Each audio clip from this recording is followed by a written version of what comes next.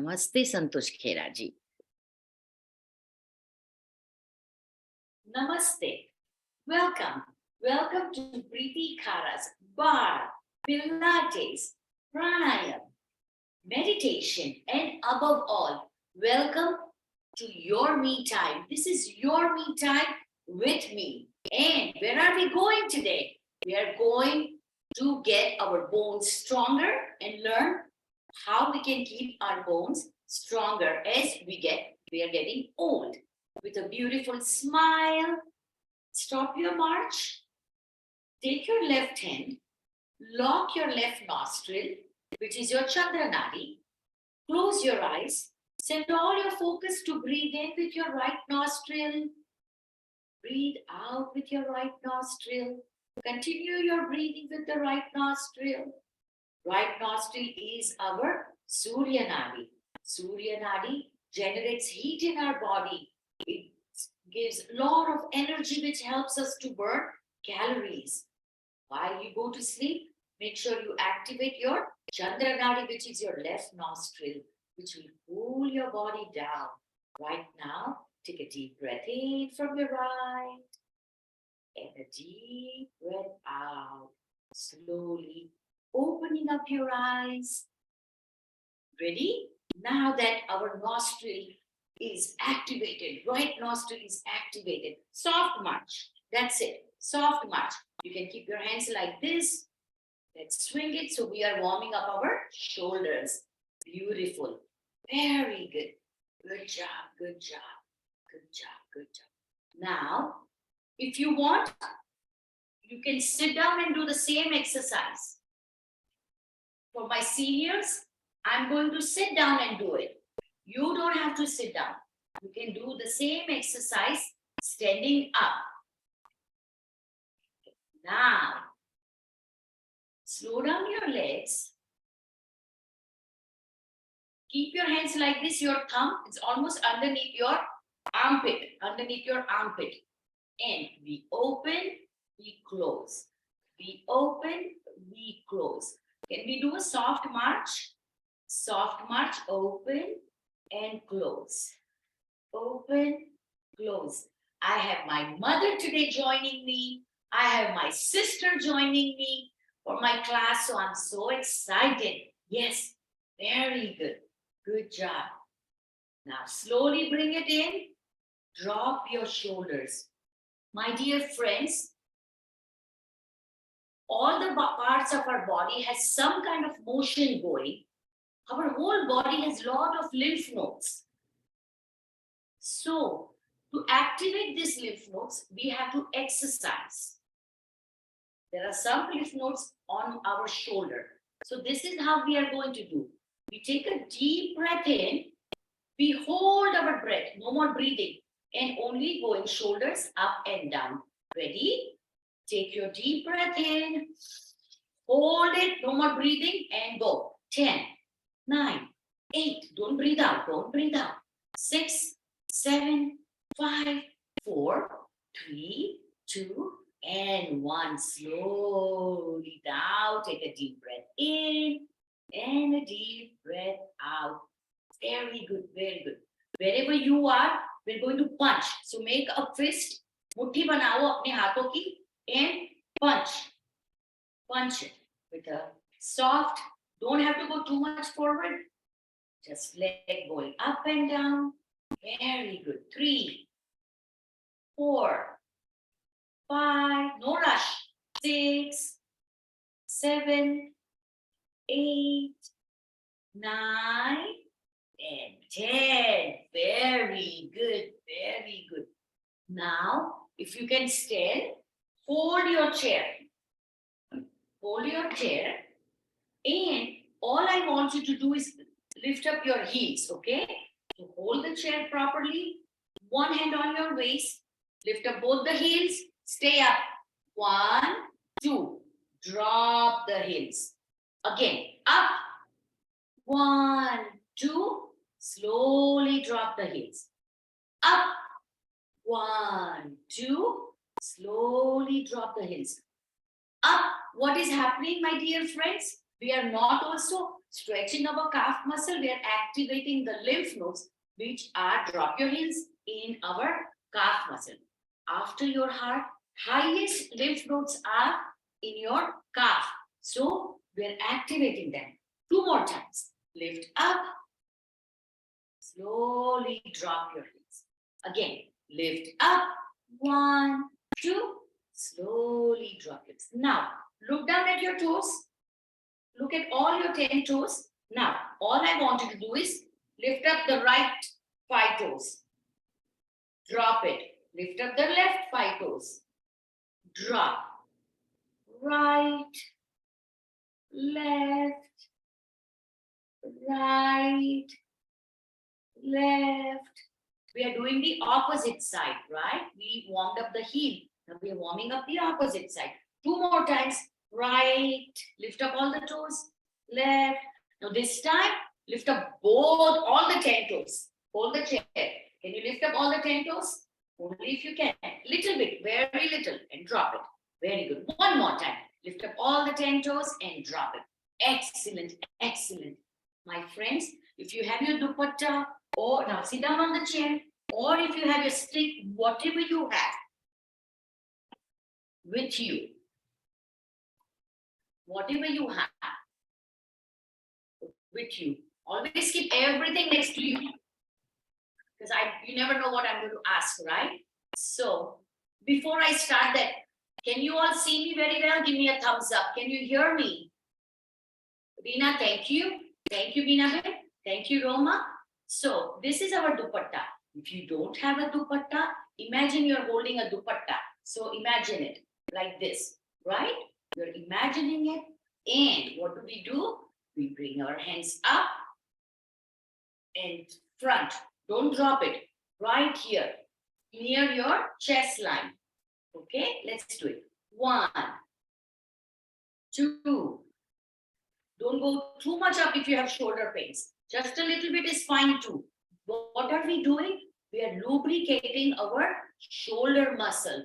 We're making sure that the shoulder muscle is lubricated, so the shoulder muscle knows that you are going to use them. In our daily life, sometimes we don't use too much of our shoulder muscle. Last one, stay up. From here, tilt right, up, tilt left, up, right, left. So don't stop, just keep on going slowly to the right, slowly to the left, slowly to the right. Make it one motion, okay? We do not stop ourselves. Very good. We're warming up our upper body. Good job, Rudila Bain. Slowly to the right, left. Now, if your hands are too far, bring your hands closer. Rudila Bain, bring your hands closer. So that way you're not struggling. See, if you keep your window open, I can see you, right? Beautiful. Slowly, slowly. Very good. Slowly to the right and slowly to the left. Now your hands are up. Now look what I'm doing. I'm going to turn around and look on the right side. Come back to the center. Turn around, look to the left side. We are working on our waistline. Turn around and working also with our lumbar spine. We're making it very flexible. Center, right, slowly center, left, center, right, center, left, center. Slowly drop your hands. Once you drop your hands, open up your arms and give yourself a big hug. Can you hug yourself? Ah, nice. Nice hug. Very good. Now, whichever hand is on the top, switch your hand and bring the other hand up. Now, that fingers at the back, push it back, push your fingers back first. Now, side to side hug, side to side. Yes. Come on, we are hugging. We need a smile with a hug. Ek muski to banti hai. Smile karo. Very nice. Slowly unlock your hug. Now, sit down on your chair. Everybody sit down on your chair. Take your dupatta in the arch of your right leg. Arch of your right leg. I'm going to show you sideways. See, try not to bend your knees, but both the knees are at the same height. Both the knees are at the same height. Hold the dupatta, relax your shoulders, lift up and come back to the other knee. Lift up, come back to the other knee. Lift up, come back to the other knee. Up, down, up, slow down, slow up, slower down. 2 more times, up, down, up, down. Very good. Slowly, let's change our leg. Again, as I said, both the knees are at the same level. Bend your elbows. Ready? Lift up, come back to the other knee. Up to the other knee. Beautiful. 3, 4. The goal is to fight gravity. So it wants you to come down faster, but no, you control it. Why? Because now the fibers in our tissues and our muscles are breaking down. That's what we want. So that way the muscles get stronger. 2 more times. Last one. And slowly come back. Now, my dear friends, let's leave this. Only if you have weights, you can use weight. Otherwise, you won't have to use weight. The weight is in my right hand. You don't have weights? Imagine you have weights and bring your hand up. Imagine you have weights, bring your hand up. Second hand, the left hand on your waistline. All I want to do is you to march. Sit down on your chair and do it. Why? Because I'm working on your abdominal. So every time you lift up, try to bring your knees towards your chest. Very good. Slow. Point your toes. Point your toes. Very good. 2 more times. Last one. Slowly bring it down. Once you bring it down, keep your weight down and sit on the edge of your chair. Make sure you're sitting on the edge of your chair. With both your hands, hold the chair. Hold the chair. Now, bring your leg front, back. Front, back. Got it? Now, this leg is front. Now, imagine there is a door and you're pushing it. So, push the door. Bring your knee in, push the door. Knee in, push the door. So your feet is flat. Push. Push the door. Push the door. 3, 4, 5, 6. This is it. 7 and 8. Slowly come back. So come back. કઈ વાંધો નહીં. જેટલું થાય એટલું કરો. Do not worry. Our second hand is left, right? So take the weight to the left side. Left side, keep it up. And let's march again. Let's march. If you don't have weight, still keep your hands up only. Now the bicep, Hansa bend, stick it to your ears. See the difference now? Very good. Good job. Good job. 5, 4, 3, 2, and 1. Now, drop the weight. Again, keep your legs straight and push the door. Push the door. Little bit push. At least try 1 count to do it. And challenge yourself. તમે કરી શકશો. એકવાર try કરો. Very good. Very good. 2 more times. Last one. And slowly bring it back. Very good. Very good. I want you to make your hips very flexible. So, bring the right leg on top of your left knee. Can we do that? Can we do that? Okay. Namaste. Connect all your points, all your finger points. Connect it. So, we are activating our mudra. Now, namaste. Now, can we bow down as much as you can? Namaste. And stay there. 1, 2. Feel the stretch in your right leg. Are you feeling it? 4 And 5, slowly come up. Very good. Don't let go of the hand. Let's switch. Switch. Okay. Ready? Let's do namaste and stay there. If you can go only this much, go that much. Take a deep breath in. And when you breathe out, see if you can go a little more. 4, 3, 2, and 1. Slowly come up. Kya baat hai, kya baat hai. Let go of that. Now, we're going to do some exercise standing up. So I'm going to get rid of the chair.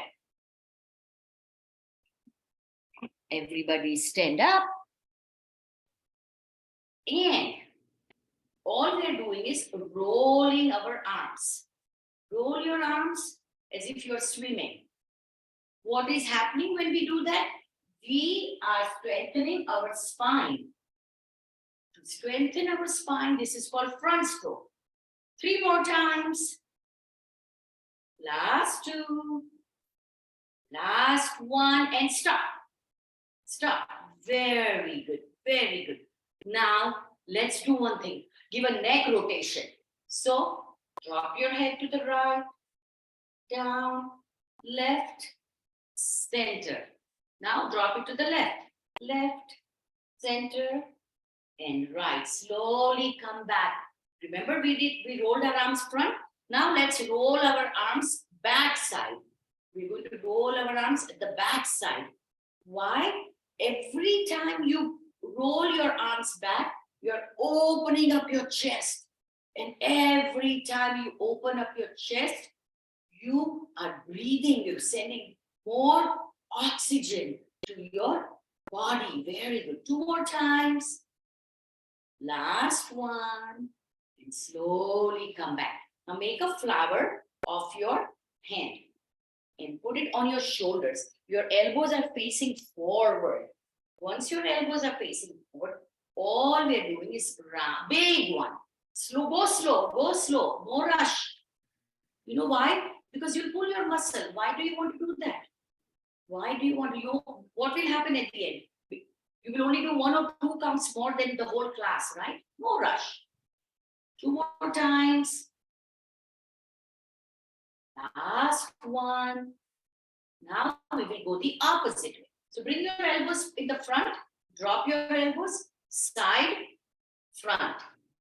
Down, opposite direction. Very good. If you know what you're doing, try to close your eyes. Why do I want you to close your eyes?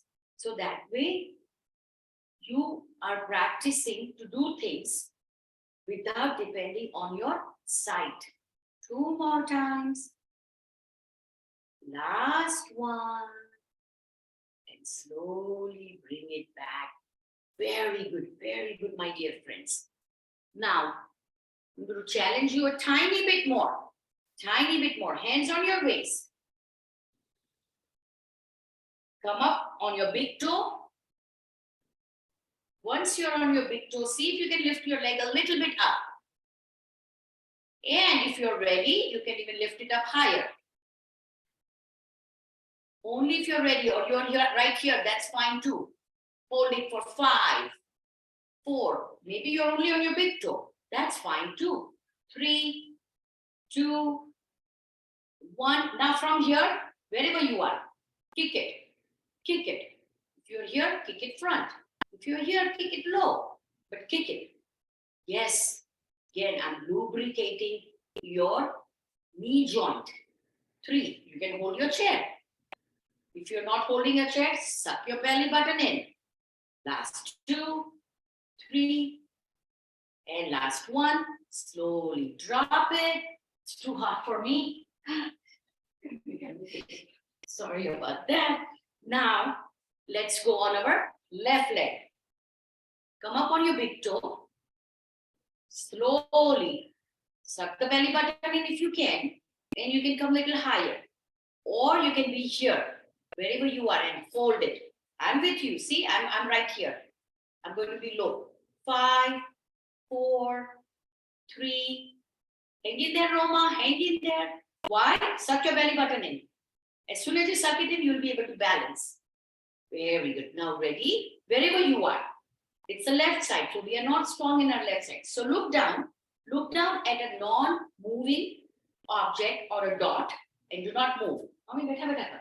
1, 2, 3, 4, 5. The challenge is to close your eyes even for 1 count. Even for 2 counts. Ooh. Last one. Bring it down. That was challenging, wasn't it? Yes, my dear friends. I thank you, all my seniors who have joined me. You are most welcome to stay for the rest of the class.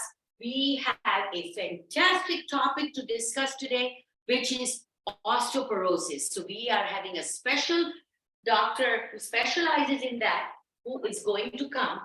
As soon as she comes, we will stop the class and we will give the podium to her to talk.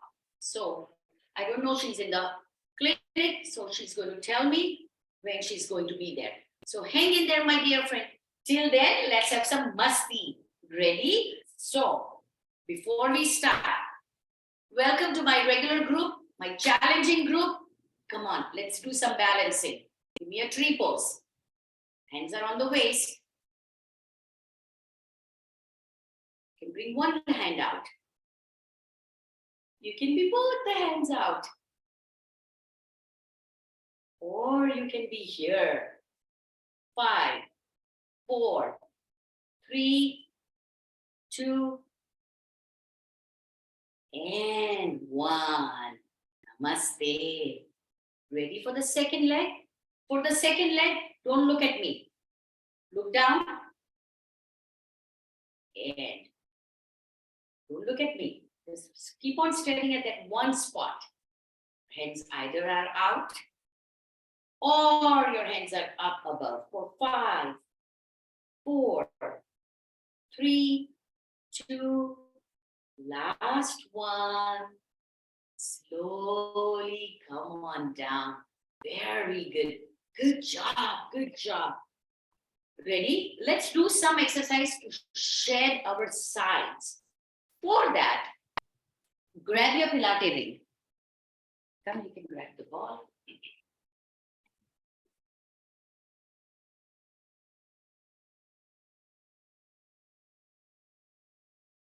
Ready? If you do not have a Pilates ring, you can have, if you have a ball, or imagine you're having a Pilates ring. So first, we are going to warm up our armpit, our bra fat from the back. You know, when we wear sleeveless, how that fat bulges out. So we're going to warm up and burn that. So take your ring. Elbows are out. Ring is right in front of our chest. The goal is to keep on pressing. But this time I'm going to add a layer to it. So my layer is going to be either you're in your tree pose or you're right here. See, you're right here. You're standing only on your left leg. That is again only if you can. Ready? Let's go. Press it in, all the way out. All the way in, all the way out. Slow in, slow out. 4, 5, 6, 7, 8, 9. Last one. Press the ring in. Slowly let go of that leg. And let's switch to our left leg. I am right here. I'm only standing on my right leg. And now the goal is keep it pressing and only push it in only. Ready? Let's push it in. 1, 2, 3, 4, 5, 6, 7, 7, 8, 8. Hang in there, Meenabin. Hang in there. Hang in there. Every time your leg goes down, your abdomens are working. Excellent, excellent. Bring both your arms up. Legs are open apart. Do not bend your elbows. Do not bend your knees unless you have some ailment. Ready? Meet me on the right. Slowly come up. Meet me on the left. Slowly come up. One more time. Slow. Right. And left. Ready? Let's go. 1, 2, Suck your belly button in. Suck your belly button in. 4, 5, 6, 7, 8, 9. Last one, and slowly come on up. Now, my dear friends, if you have the ring or the ball, put it on the side of your hip. Side of your hip. And your hand is right there, elbow facing. And all I'm doing is pushing it in. But while I'm pushing it in, again, this time, it's on my right side. So I'm going to take my left leg and I'm going to lift it up. Lift it up. So you're standing again only on your left leg is at the back. Push it in. 1. Watch, I'm showing you diagonally. 2, 3, 4, 5, 6, 7, 8, 9, and 10. Let's switch. So it's on your hip. Again, we're working on our arms. Lean a little forward. Right leg back. Once your right leg is back, lift that leg up. Press the right knee. And ready? Press it. 1, 2, 3, 4, 5, 6, 7, 8, 9, and 10. Excellent, my dear friends. Let's open up your legs. Take the ring. Imagine the ring is a ball. Now, bend your left knee. Bend your right knee. Bend left. Bend right. Now, I see people going like this and doing this. No, you're going to damage your joint. First, see how far can you open your legs. You have to be to a point where you feel, oh, I cannot open it anymore. That is the point I want. Hansa ben, half an inch open karo. Very good. Now, bend right. Come up. Bend left. Come up. Ready? Now, bend right. Drop the ring or the ball. Lift it up. Bend left. Lift it up. Bend right. Now, don't go like this. Don't bend your. See, just like this. Look at me only. Keep on looking at me. Perfect, Rupal. Right. Left. Very good, Kanan. Right. Left. Right. Hope you're feeling it in your inner thighs. Last time. Last time. One more time. One more time, Aarti. One more time, Kokilabin. One more time. And slowly, only drop the ring. Only drop the ring. And just bend your knees. Hands behind your head. We're working on our side. I'm going to try to put my move my right elbow towards my right knee. Right, left, right, left. You don't have to go too low. Wherever you are comfortable. Do not interlace your fingers. Do not put any weight on your fingers. Right, left. Very good. Right, left, right, left. 2 more times. 2 more times. Last one. Last one. One more time. One more time. And slowly come on up. Excellent. Shake your legs up. Promise you one more exercise and we are done with this Baba Ramdev exercise. Grab one weight.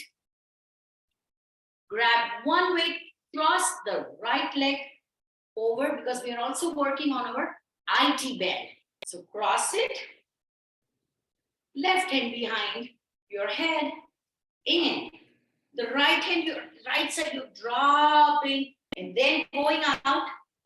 Then you come in. You drop and send your arm and you come in. Very good. Suck your belly button. Suck your belly button. Good job. 3, 4, 5. This is it. Only 5 more, Aarti. Aarti from New York. Aarti from Bhavnagar. Only 4 more. Last 3. Last 2. Last one. Slowly, let's switch. Move your weights. Uncross the leg. Left leg forward. Not the toe should be a little far away.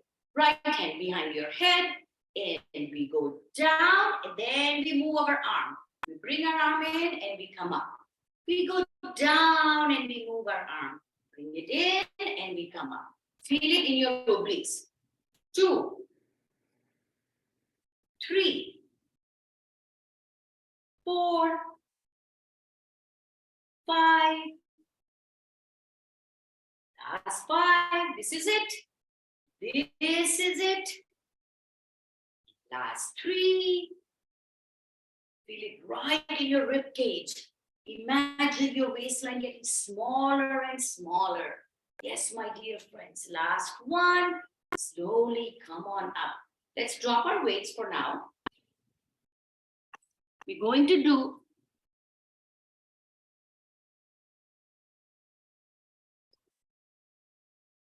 some exercises towards strengthening our bone. So come to the edge of your mat. On Monday, we did inchworms, if you remember. Oh, we need to do Surya Namaskar. I'm so sorry. I totally forgot about Surya Namaskar. So my dear friends, let's have prayer hands.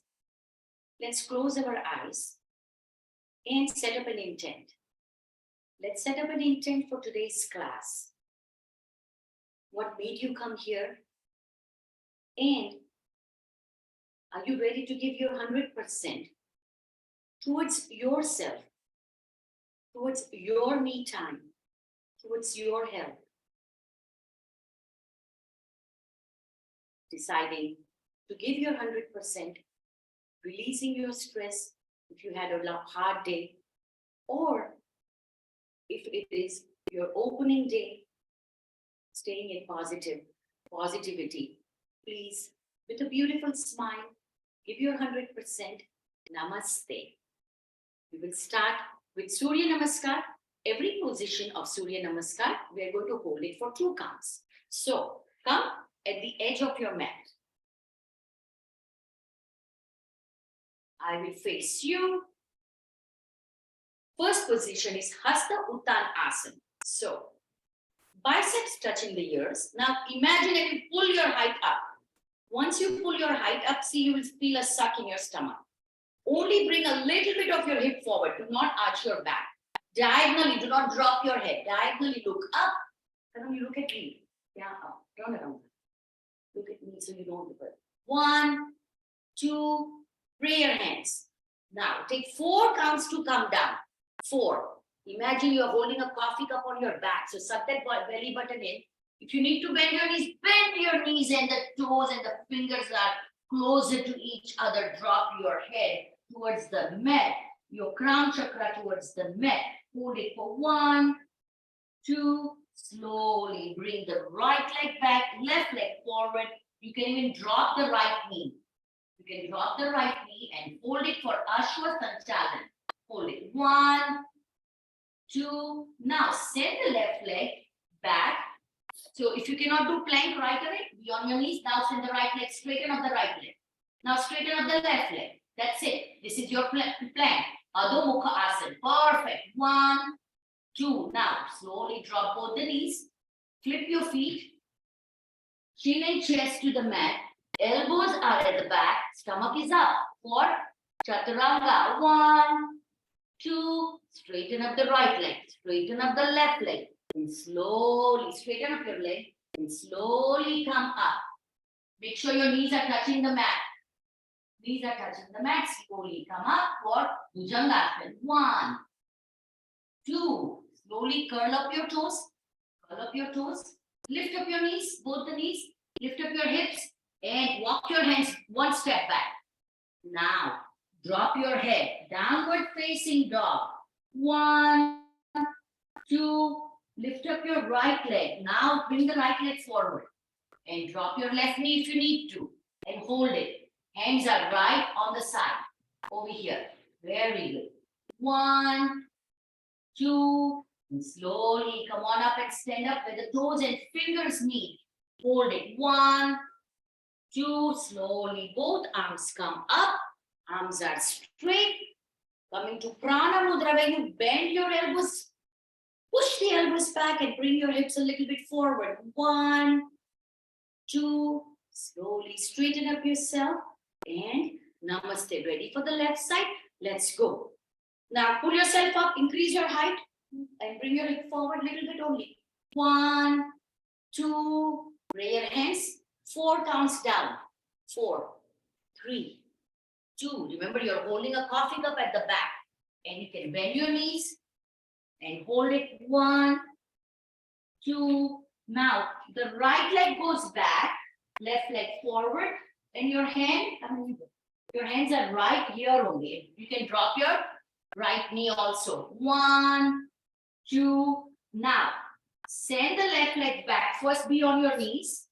Now, straighten up the right leg, straighten up the left leg, and stay there for plank.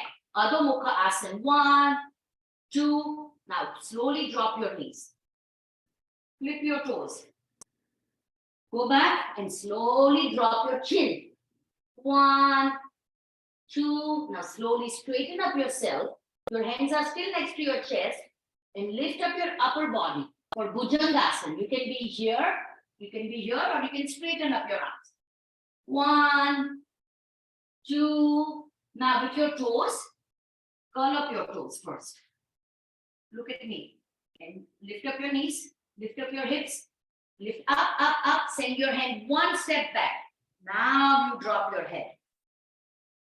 1, 2. Lifting up the right leg, bring it forward, and you can drop your left knee. 1, 2. And come on back where the toes and fingers meet. 1, 2. Slowly come on up. For Prana Mudra, bend those elbows. Push the elbows back by bringing your hip a little bit forward for 1, 2. Straighten up yourself. Let go of that arms. Are you ready for Preeti's version of Surya Namaskar? Let's hit it. I promise you we'll be quick. Tadasana, Hasta Uttanasana, lift up. Increase your height. Little bit hip forward. Look up, watch me, huh? 1, 2. Prayer hands. Holding a coffee cup on my back. I'm going to go as slow as possible. And go down. You can bend your knees if you need to. Drop your crown chakra. Now, my dear friends, listen to it. Take your right hand to the left elbow. Left hand to the right elbow. And rotate to the right. Center. Rotate left. Center. One more time. Right. Center. Left. Center. Now, can you nod your head? Yes. And can you nod your head? No. Slowly unlock your hands and come to Ashwa Sanchalan, where the right leg is at the back, left leg is at the forward, and you can drop your hands. Stay there, relax and stay there for 1. Now, wait a minute. Now, lift. Once your knee is dropped, my dear friends, look what we need to do.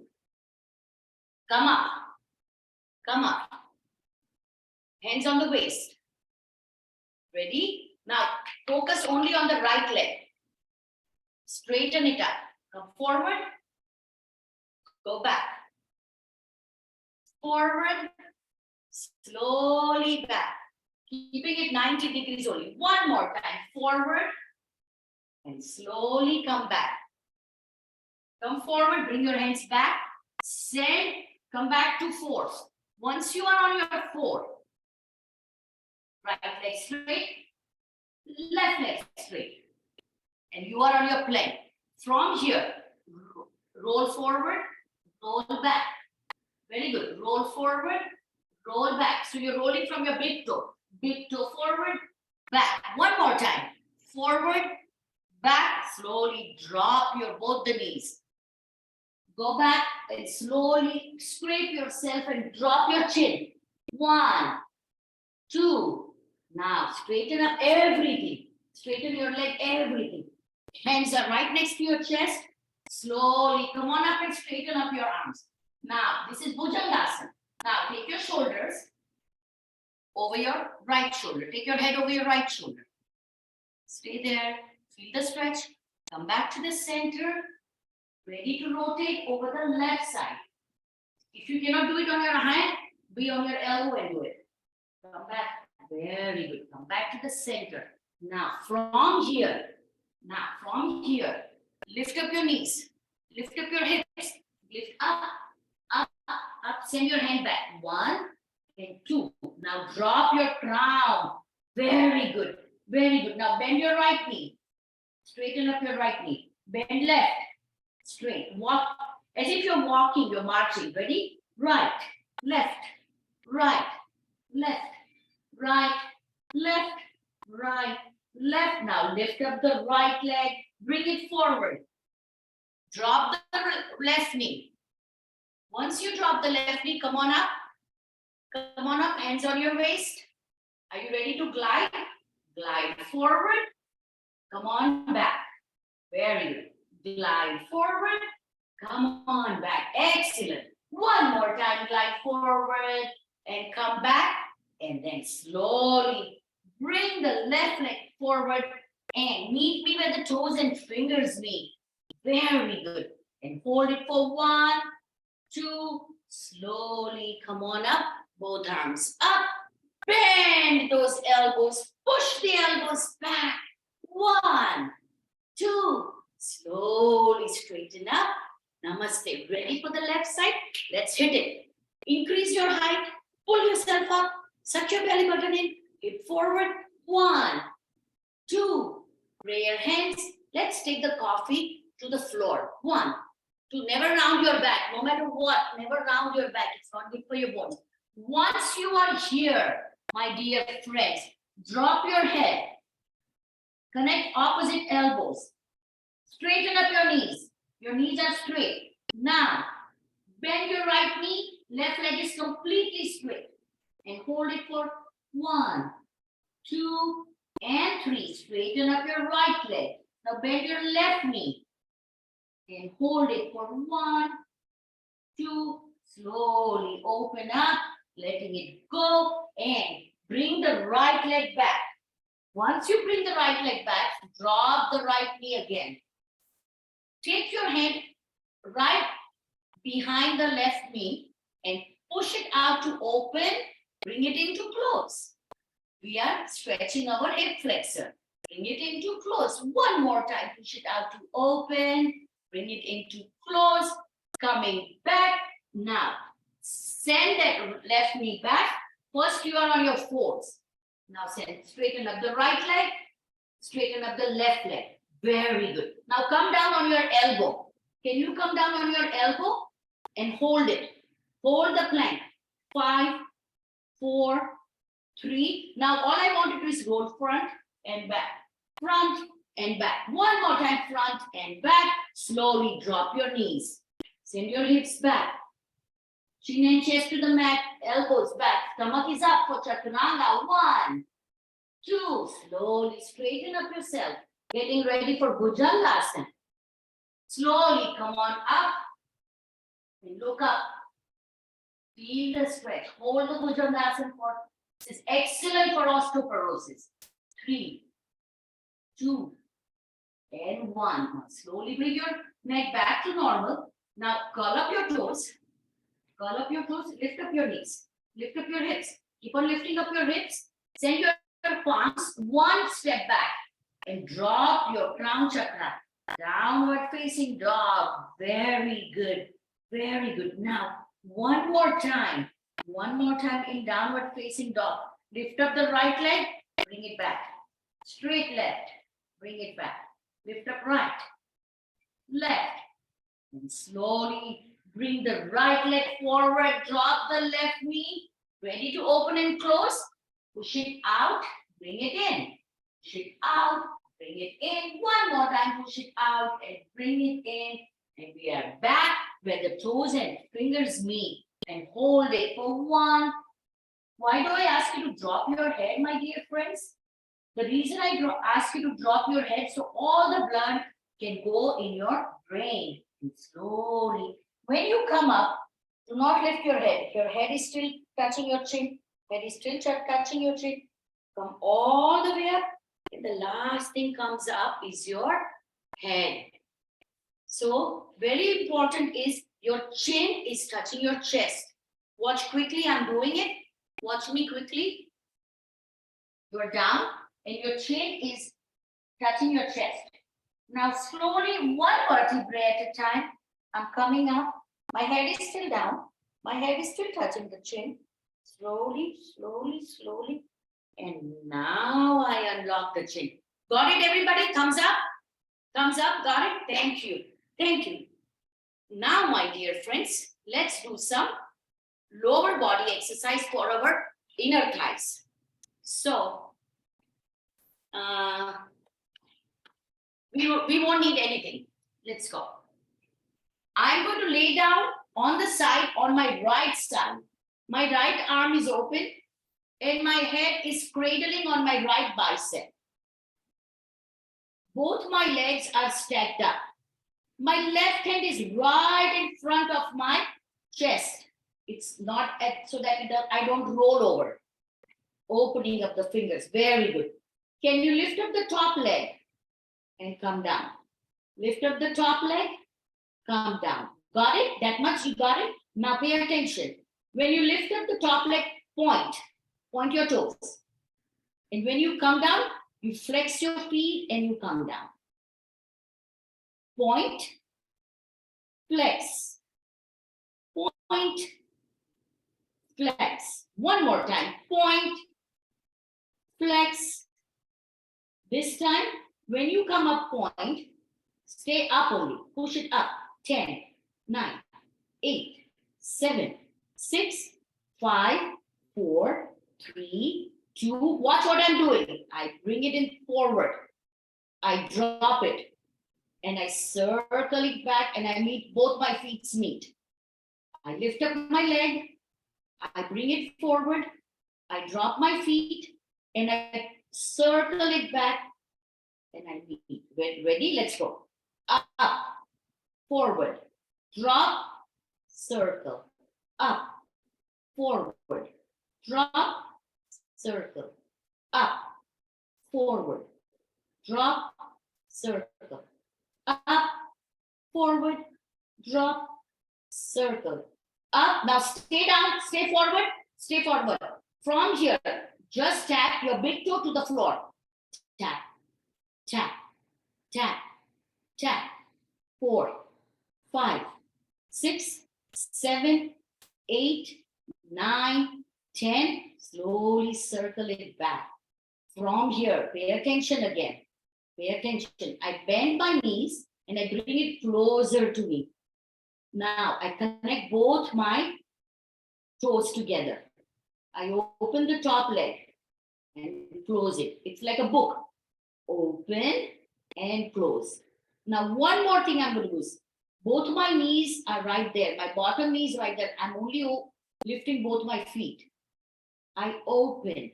I close. You can be here also. Open and close. Or you can be here.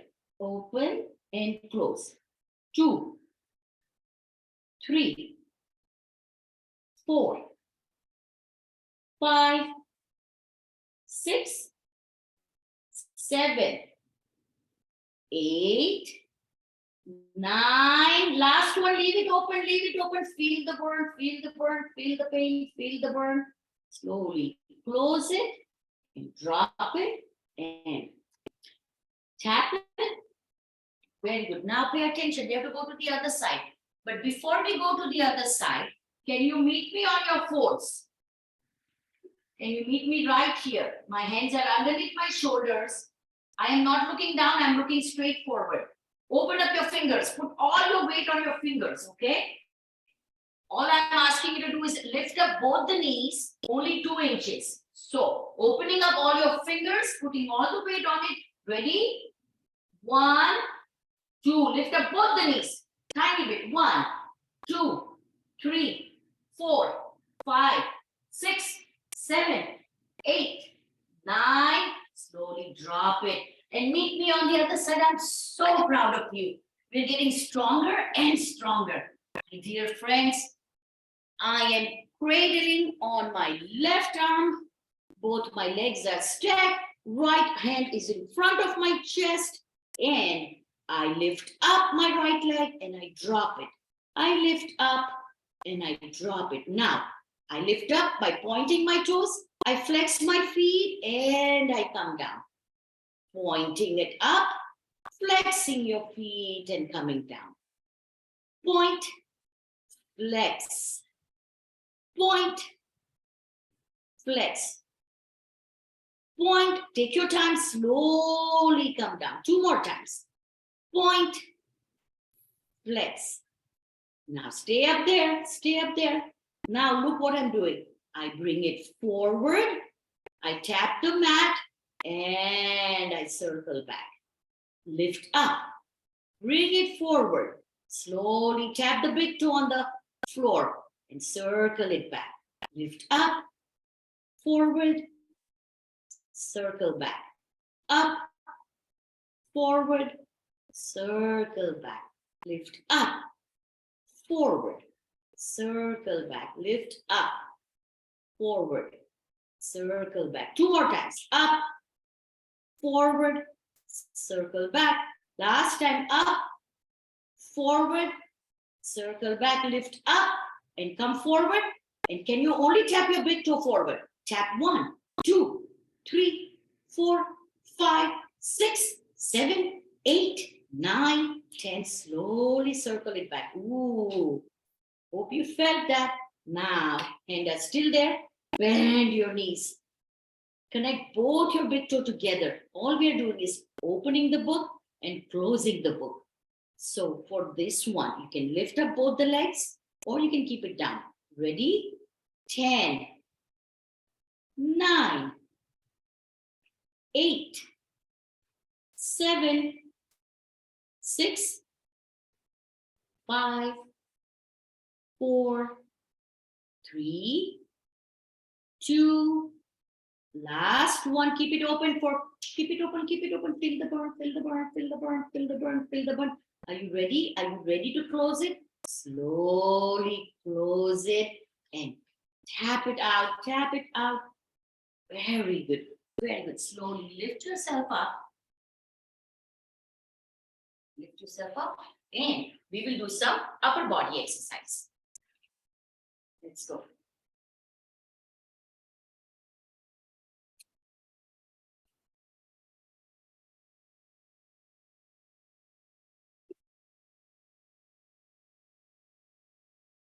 If you have a stick or if you have a dupatta, whatever you have, you can bring with you.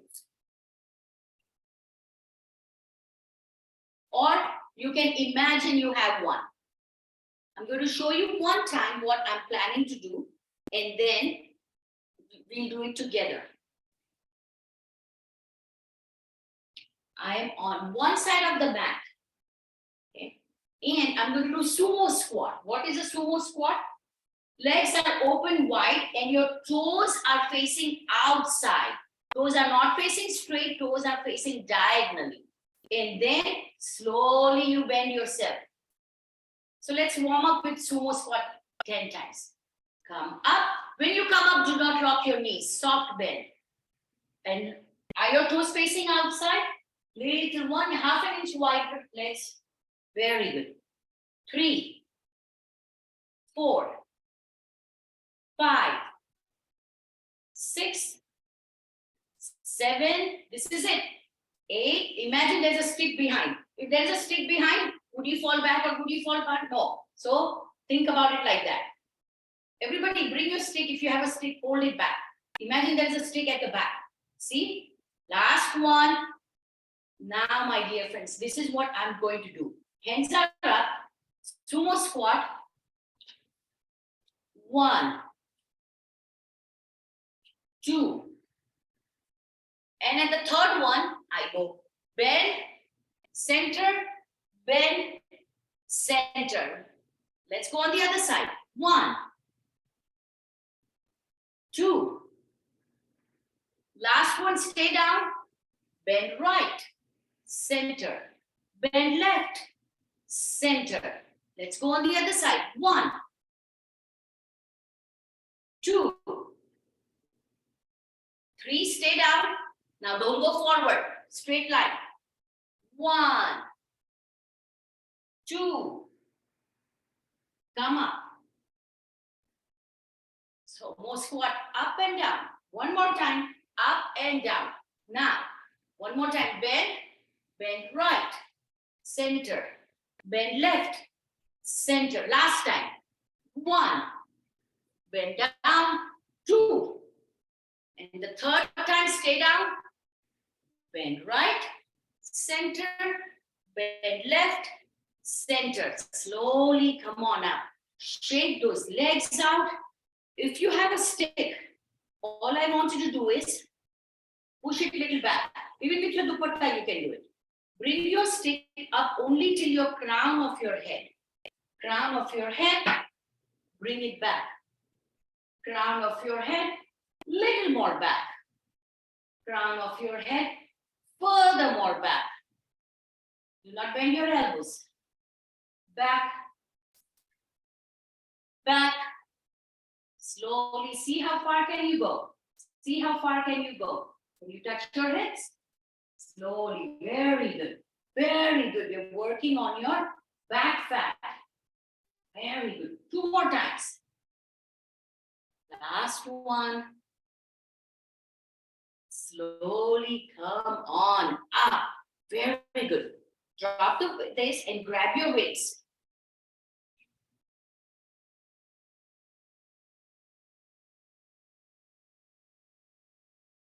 Once you grab your weights,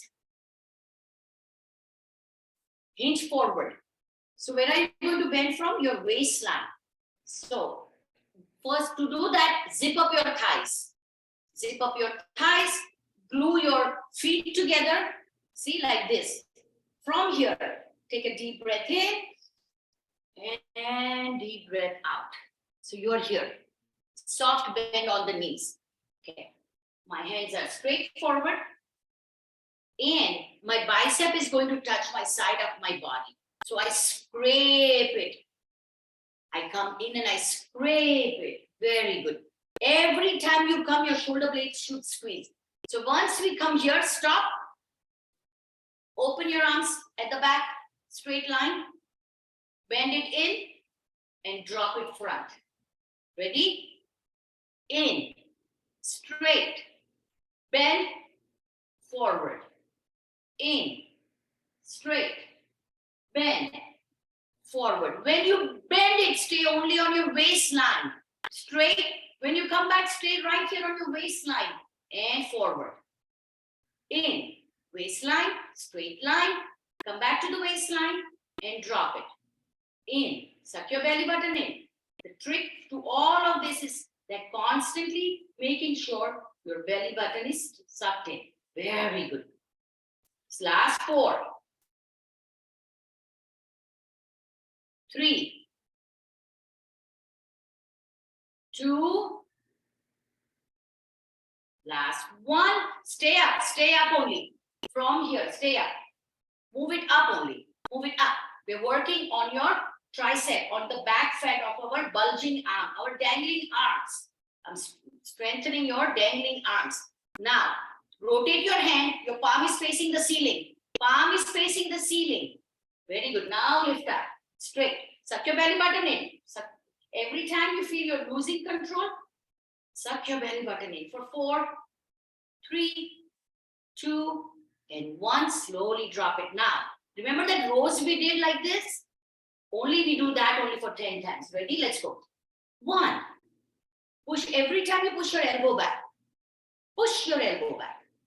4, 5, 6. Belly button in. Belly button in. Last 2. Last 1. Slowly straighten up yourself and roll your shoulders.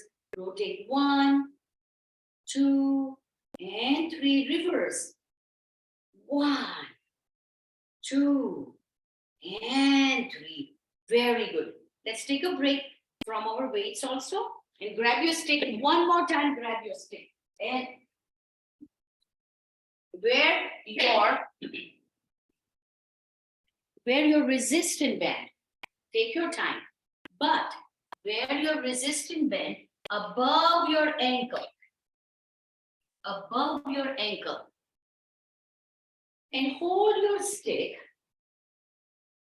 on with the left hand. If you don't have a stick, you can hold a chair. You can hold a wall, whatever is available for you. Right hand is on your waist. And I'm only going to tap my right leg and bring halfway in. All the way out, 2 inches in. To do that, first let's focus on softening, bending your left knee a little bit. So look down at your left knee. See if it is bent. While you're looking down, look at your toes. All your toes should be facing forward. Are your toes facing forward? Is your left knee a soft bend? Okay. Hold the chair. And now, step out, halfway in. Step out, 2 inches in. Out, in. Out, in. Very good. 6 more times. 5 more times. The challenge is, when you tap out, don't touch the floor. When you come in, don't touch the floor. Vidya, don't touch the floor. I know you can do it. I know you can do it. Now, when you're out, stay there. Stay there only. Everybody out. Everybody out. Now from here, only kick. 1, 2. Suck your belly button in. 3, 4, 5. Left knees bend. Left knees bend. Left knees bend. Slowly come on in. Oh, you did such a good job. Very good. Very good. Now from here, bring your same leg forward. Now look down, look at your heel of your right leg. Now lift up your right heel. Slowly drop it to the mat. Lift up only 2 inches up and drop. Up and drop. If you want, you don't need to touch the yoga mat. You can come back without touching the yoga mat. Very good. Good. We're working on our inner thighs. Yes, and strengthening our knee also. Very good. Only 5 more. 4 more. 3, 2. Last one. Keep it up, keep it up, keep it up, up, up, up, up, up, up, up, up, up, and slowly let it go. Let's change our leg. And I tap out. I come 2 inches in. Tap out, 2 inches in. Ready? 1, 2, 3, 4. Don't have to touch the mat. 5, 6. Make sure the right knee is bending a little bit. Don't forget that. Look down at your toes. Are they facing forward? Very good. Last 3, 2, last 1. Hold it, hold it, hold it, hold it, hold it, hold it, hold it. And going up for 10, 9, 8, 7, 6, 5, 4, 3, 2, 1. Slowly bring it forward. Almost as if you're crossing your leg. From here, look at your heel and lift up your heel. 1, 2, we're done, 3, 4, 5, 6, 7, 8, 9, and 10. Slowly come on back. Let's take our bend out. I think any minute Dr. Sheetal should be there. Let me check if she's there. She should be there, or it's any minute.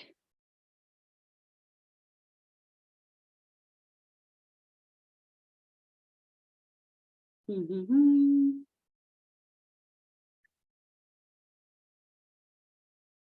going to text her. Text me once you log in. My dear friends, let's take a break. I don't want to miss out the opportunity with Dr. Sheetal. So sit down before we do some of the things. Just sit and I'll give you a quick recap of what we learned last week on osteoporosis. We had a wonderful two sessions of osteoporosis.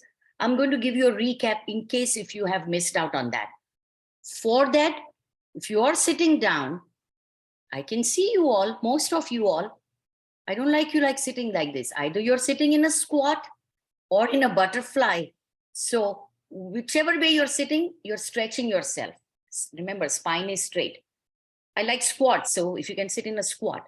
A real recap on osteoporosis.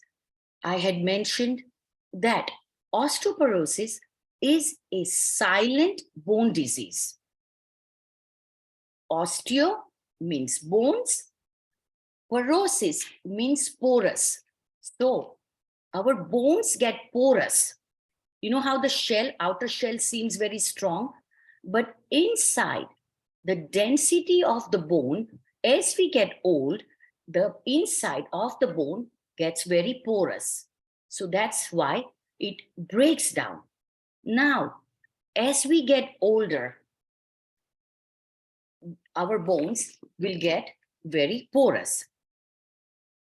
Our bones are constantly breaking, they are rebuilding, and they also get remodeled.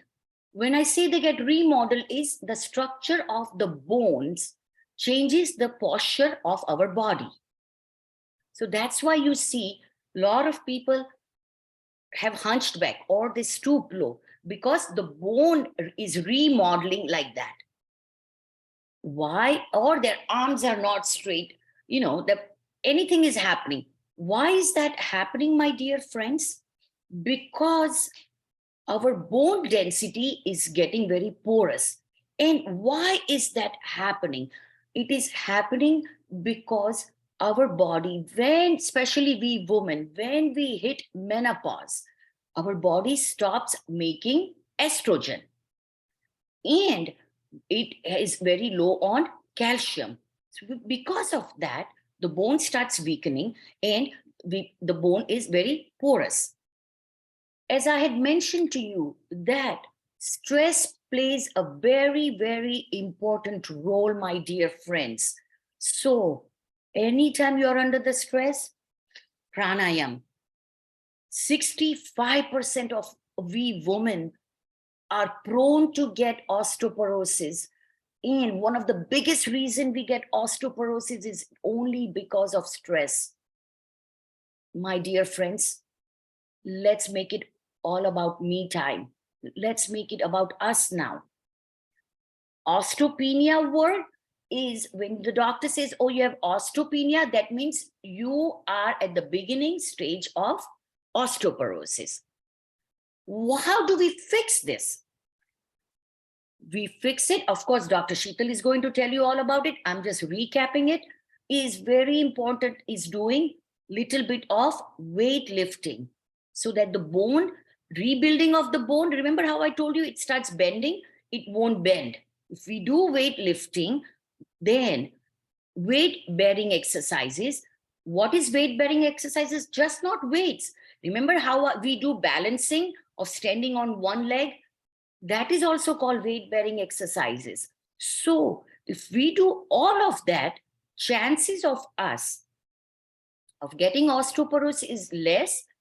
And if it's genetic, at least we are moving away from the duration of it.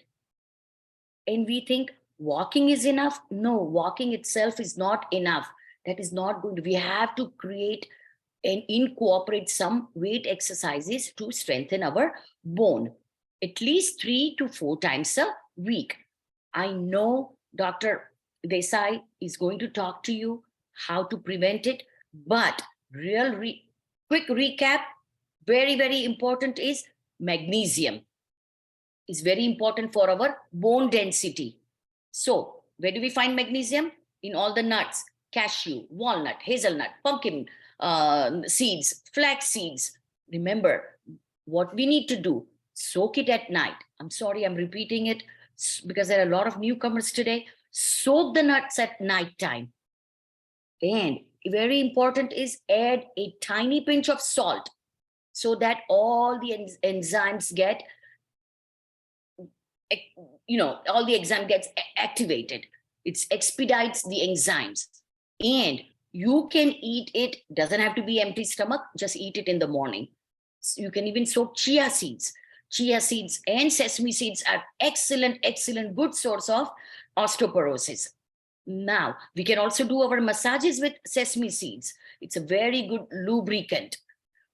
Chia seeds has lots of magnesium. If you are all from India, one of the biggest trick is, remember we used to have faluda.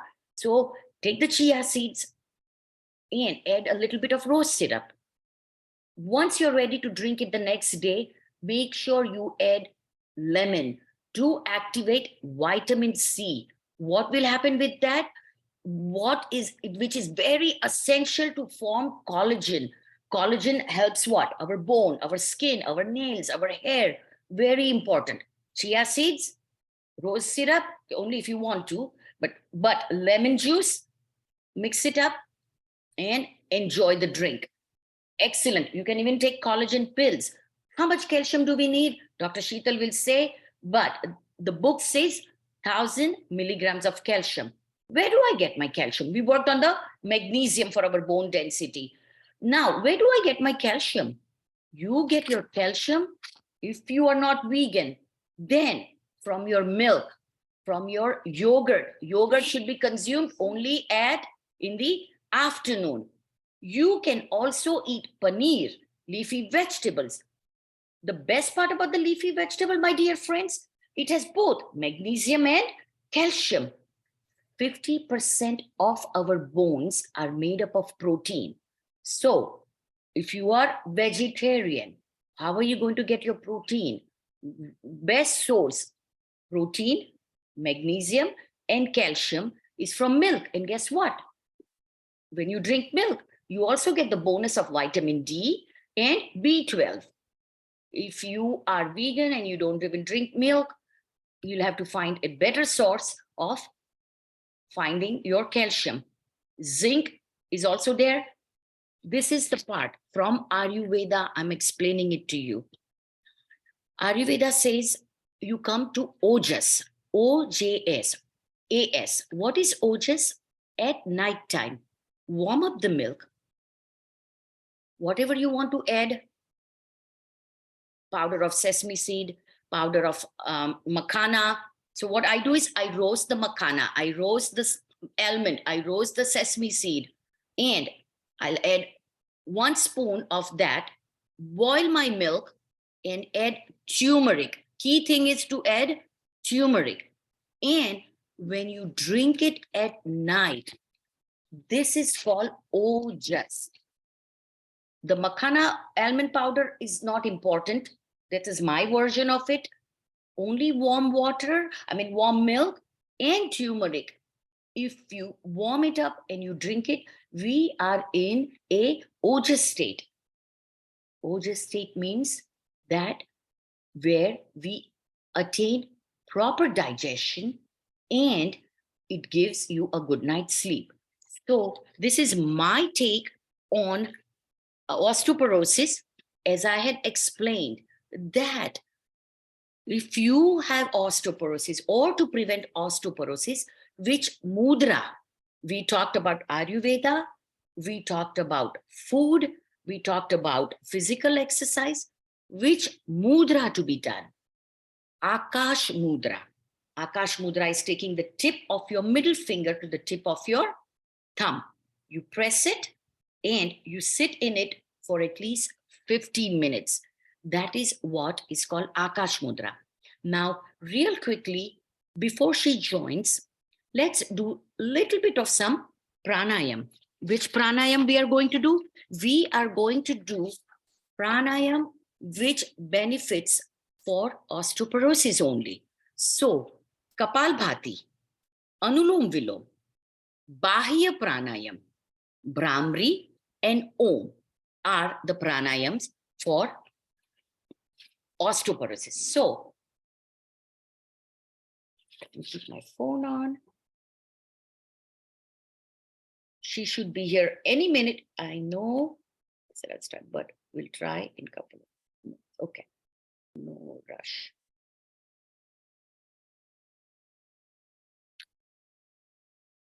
My dear friends, we have 10 minutes before she starts. Let's take a deep breath and let's do some Kapalbhati. To begin with Kapalbhati, we will sit up in half Padmasana and let's activate our Akash Mudra.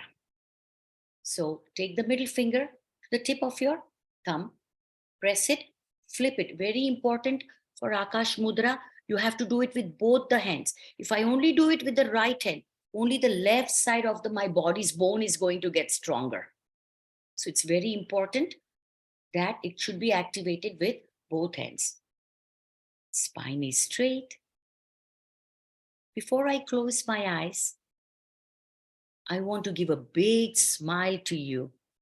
Can you return my smile back? Sometimes we forget to smile. How beautiful everybody's smile is. Beautiful Mickey, Harsha Bain, Mrudula Bain has a beautiful smile. So does Neeta Bain. Very good, Pinky Desai. Parul Bain from Detroit has an amazing smile.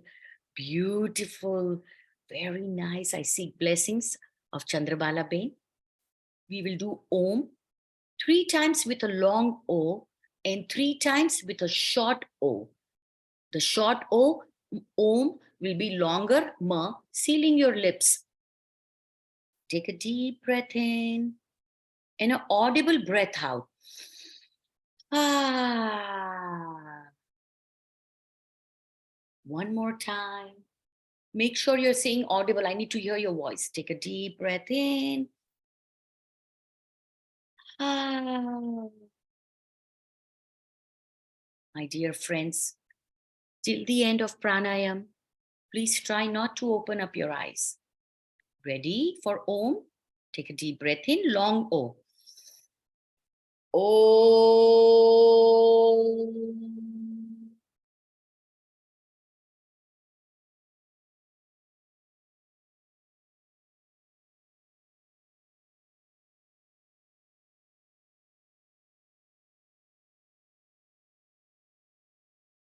Second set, deep breath in.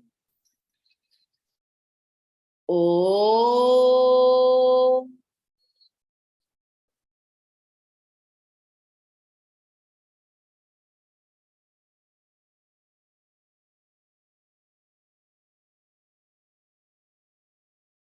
Last time, deep breath in. Om.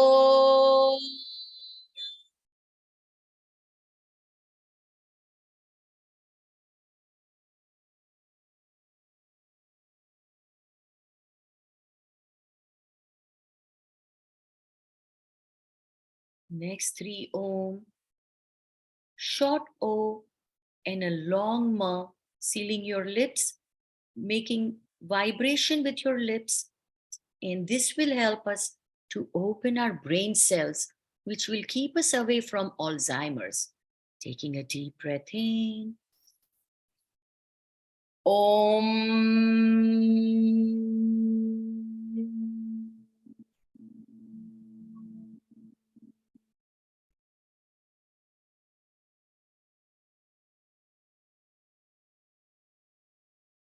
Set number 2. Deep breath in. Om.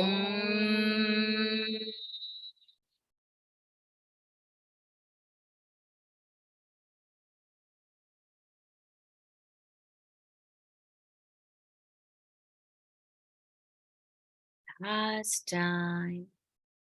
Deep breath in. Om.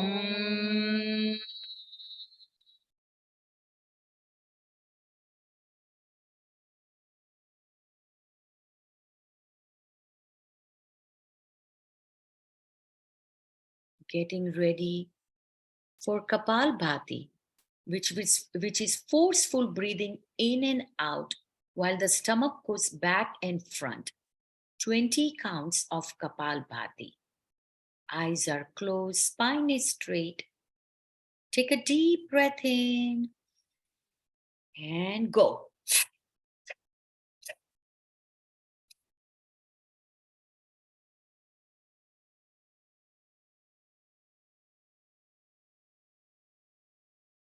Last 5, 4, 3, 2, last one.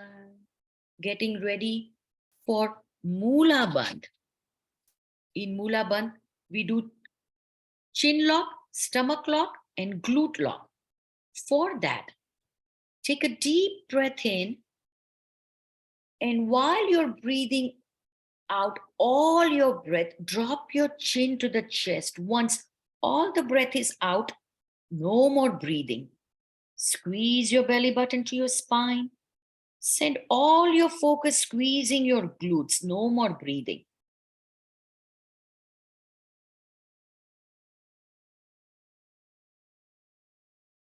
Five, 4, 3, 2. Last one, do not release your breath. Only unlock your chin, unlock your glutes, release your stomach.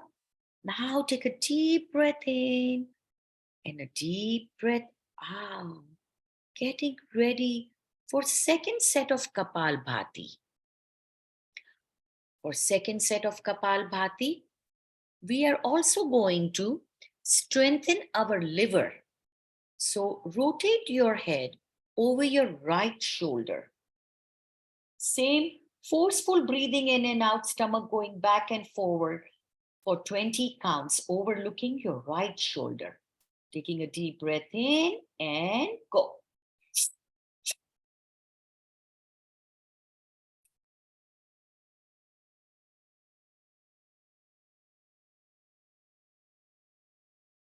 Last 5, 4, 3, 2, last one. Slowly rotate your head back to the center.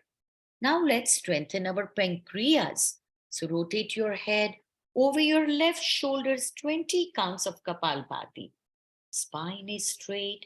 Deep breath in and go.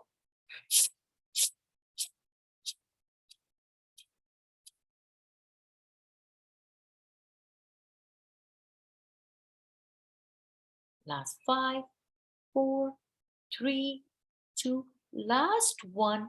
Slowly bring your head back to the center. One more set of Mula Bandh. Chin lock is called Jalanda Bandh. Stomach lock is called Udyan Bandh. And glute lock is called Mula Bandh. That is our anal lock. Ready? Take a deep breath in. Breathing all your breath, emptying yourself out, dropping your chin to the chest. No more breathing. Squeeze your belly button to your spine. Send all your focus to squeeze your anal glands. No more breathing.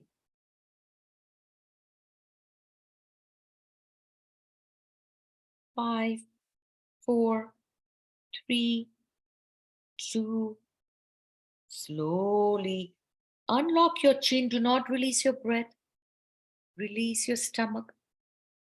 Release your glutes. Now take a deep breath in, getting ready to improve our oxygen level with Anulom Vilom.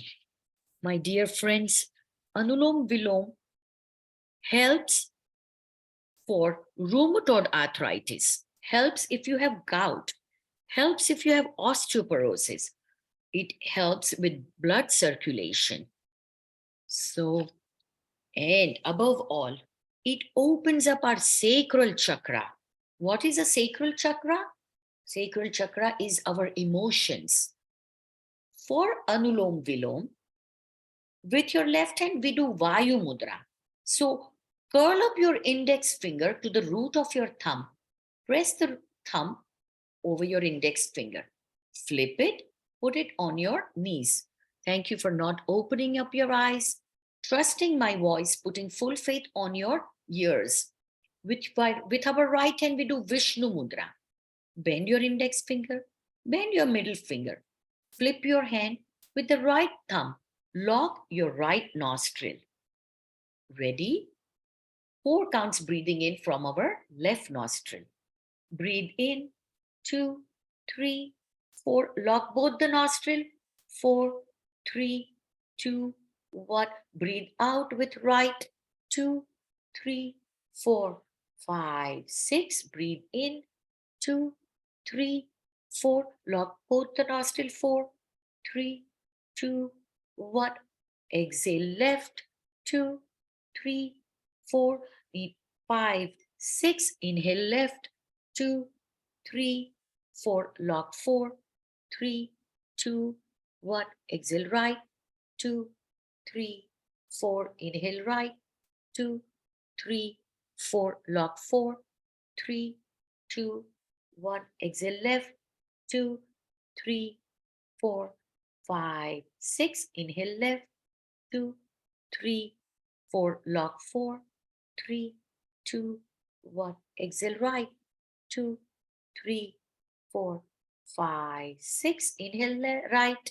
2, 3, 4. Lock 4, 3, 2, 1. Exhale left. 2, 3, 4, 5, 6. Inhale left. 2, 3, 4. Lock 4, 3, 2, 1. Exhale right. 2, 3, 4, 5, 6. Inhale right. 2, 3, 4. Lock 4, 3, 2, 1. Exhale left. 2, 3, 4, 5, 6. Inhale left. 2, 3, 4. Lock 4, 3, 2, 1. Exhale right. 2, 3, 4, 5, 6. Inhale right. 2, 3, 4. Lock 4, 3, 2, 1. Exhale left. 2, 3, 4, 5, and 6. Slowly release your fingers. Eyes are still closed. Tucking your thumb, getting ready for Brahmari. Why is Brahmari important? Brahmari is important because Brahmari helps our memory of our brain cell to open up. Brahmari also helps with our heart with happy feeling. So tuck your thumbs, and above all, Brahmari helps to keep us away from Alzheimer's. So tuck your thumb in your ears, index finger over your eyes, middle finger over your nostril. When we make a humming, buzzing bee sound, give a soft, gentle lock on your nostril, ring finger over your upper lip, and your pinky finger on your jawline. Taking a deep breath in, locking your nostril. Mm.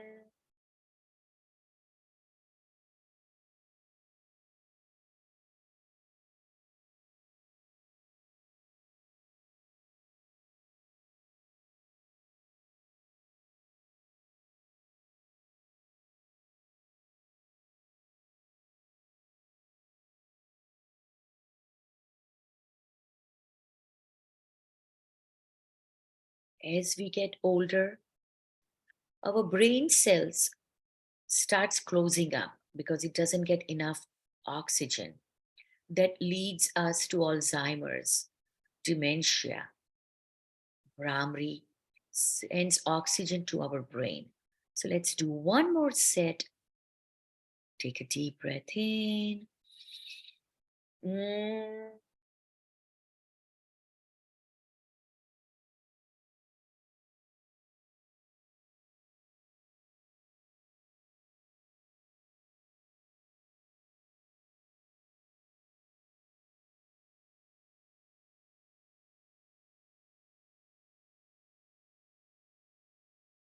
Getting ready for last set of Brahmari. Take a deep breath in. Mm.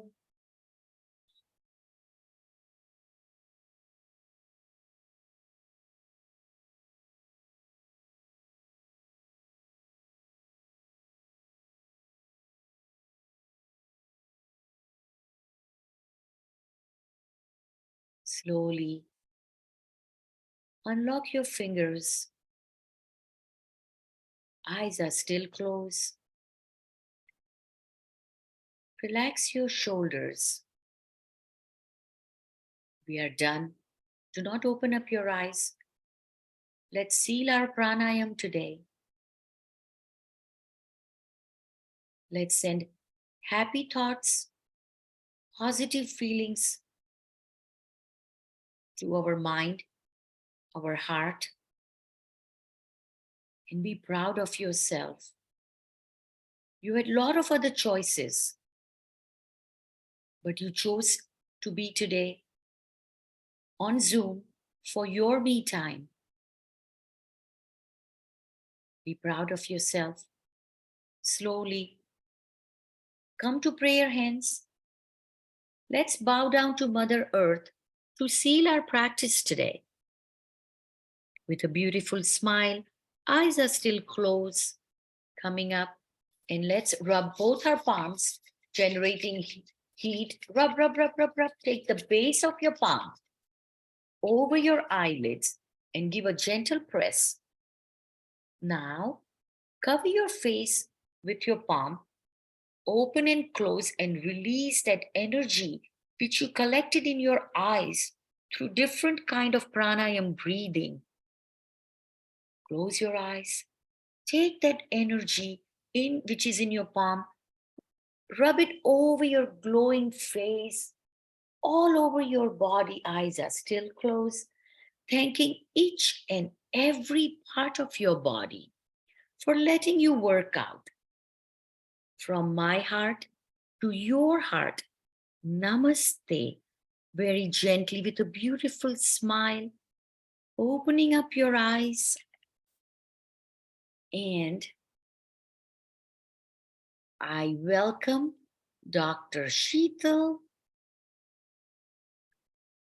I know she's somewhere here. I just have to find her.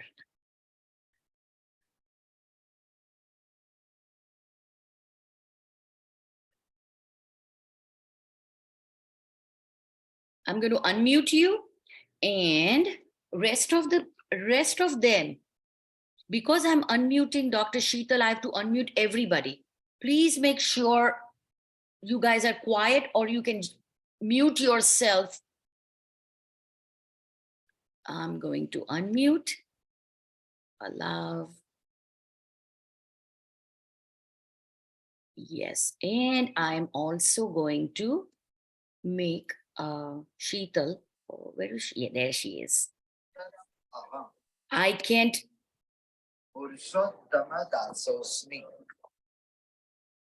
Whose thing is on?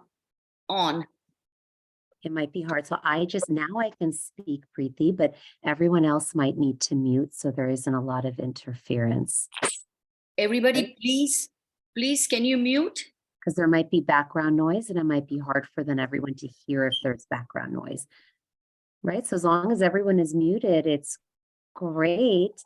Can you all please mute yourself personally? Please, a strong request. Yeah, they might have to do it personally because I think you can only mute the whole group, right? You can't mute some and not others, right? Yeah. Can Okay. everybody see Dr. Sheetal? Yes. Thumbs up. Thumbs up. Yes. Yeah. I welcome Dr. Sheetal. Yes, thank you, Preeti. I caught the last, I think 5 minutes. Well, and I didn't want to interrupt your pranayama. Oh my God, that was amazing. You really need to teach me how to do it. All of you are so lucky to be able to learn from Preeti, and I feel like I still have so much to learn from her. So I was excited when she asked me to come and speak on osteoporosis. My name is Sheetal Desai. I will speak slowly because I have a tendency of speaking fast sometimes. I am a rheumatologist in one of our local universities here at UC Irvine. As a rheumatologist, we treat osteoporosis, but so do endocrinologists and so do primary care physicians. So I just wanted to let you know, multiple different types of physicians can treat osteoporosis. And I know Preeti was telling me that last week, I think you focused on osteoporosis. So she just wanted to provide some medical information as well. And so I'll give you a background, and then Preeti, if there's any questions, if you want, you can go ahead and ask along the way as well. So I want everyone to realize osteoporosis is actually quite normal. It's a normal process of aging that many, if not all of us, will actually go through. So I'm going to take us all back to when we were teenagers and kids. And at that time, we were all, I think someone is saying more people need to mute themselves. Maybe there's some background noise for some of you guys. So just make sure everyone is muted. It'll minimize the background noise that everyone may be hearing. So just to, let everyone know, we're all growing bone when we're young, when we're kids, when we're going through puberty. And do any of you know what your peak bone mass is? How old are you when you get to the best bone mass that you'll ever have in your life? Any idea, Preeti? I think I told you a little bit about this, but in our 20s? Yeah, right. It's pretty much for women, it's really in our early 20s. So it's really how much exercise we did when we were growing up. It was how much calcium, vitamin D, milk, yogurt, things like that we consumed that really helped us build our bones. So then from our early 20s to 50, okay, now we're building bone and breaking bone pretty much at the same level. So what happens is we're making bone until 20s. Then from 20 to 50, we're building bone and breaking bone. So you don't gain bone, you just maintain your bone. And then usually after menopause, and I'm choosing 50 as the average age, but some women menopause earlier, some menopause later. But really after menopause, when we lose estrogen, which is our normal female hormone that helps build bone, then all of a sudden we have a rapid decline in bone formation. So after the age of 50, we are breaking down bone so much quicker than we're making bone. So you can see how osteoporosis is increased as we get older after the age of 50. And some people can have it even earlier if they have different medical conditions. So I just want everyone to realize that osteoporosis is very normal, happens with aging, and our bone loss is accelerated after we lose the female hormone estrogen, because estrogen is more of a bone builder. And after we lose estrogen, then our body is just breaking bone down much quicker than it's making bone. Now, there are risk factors for osteoporosis aside from age. Age is the number one risk factor. But if you have a family history of your mother or your father having a fracture, that increases your risk of osteoporosis. And that might be because genetically your bone makeup might be a little weaker. And it's suggested by family history of fractures. If you drink a lot of alcohol, that will increase your risk of osteoporosis. People that smoke actually have lower bone growth over their lifetime, and they have a higher risk of osteoporosis. So I just want to give you kind of the top risk factors. Age is the number one.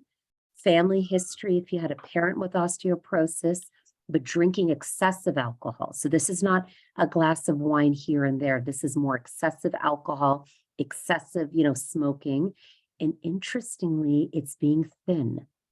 Thinner people are at higher risk of osteoporosis than people that have more weight on their bones. And if you think about it, if you have more weight on your bones over your lifetime, that stresses your bones out to make more bone. But if you're on the thinner side, your bones don't feel the pressure of the weight, and then you'll have a higher risk of osteoporosis. So it's interesting because people don't think being thin will increase the risk of osteoporosis, but it does. So for example, a lot of my Asian females that are quite thin have a higher rate of osteoporosis than some of my other females who are white or Black or different ethnicities. So I just wanted to give you an idea. Now, if you take certain medications throughout your lifetime, that can increase your risk. And the number one medicine that I use to treat a lot of my patients, unfortunately, is prednisone. So prednisone is probably the top medicine that will further increase your risk of osteoporosis. So, and I see Asha is sending a text saying, in men and women both. And I think you mean both men and women get osteoporosis. It's just in women, it happens earlier than men. But both of them get it. But in women, our bone structure genetically tends to be smaller than men. So women tend to have a higher risk. And then because of menopause, we undergo hormonal changes before men do. Men do have something called andropause, which they have hormonal changes, but it happens later in life. So women undergo hormonal change. Oh, and I see what you're saying, but I'll get to that. Women undergo hormonal changes earlier, and so we unfortunately get osteoporosis earlier. And when I think your question was, skinnier men are more at risk, regardless of whether you're male or female. If you're thinner, you're at higher risk of osteoporosis than if you have more meat or more weight on your bones. That's overall for anybody. But realize that all of your bone makeup was set from genetics. So it varies from person to person, and it's set by what you did earlier in life. So if you exercised a lot earlier, if you were very good about calcium and vitamin D fortified foods, and you were good with milk and yogurt, you probably provided enough vitamins to get to the highest bone density you could, because then after age 25, you're pretty much breaking bone down for the rest of your life. So a lot of us didn't know this growing up. We may not have been the best milk drinkers.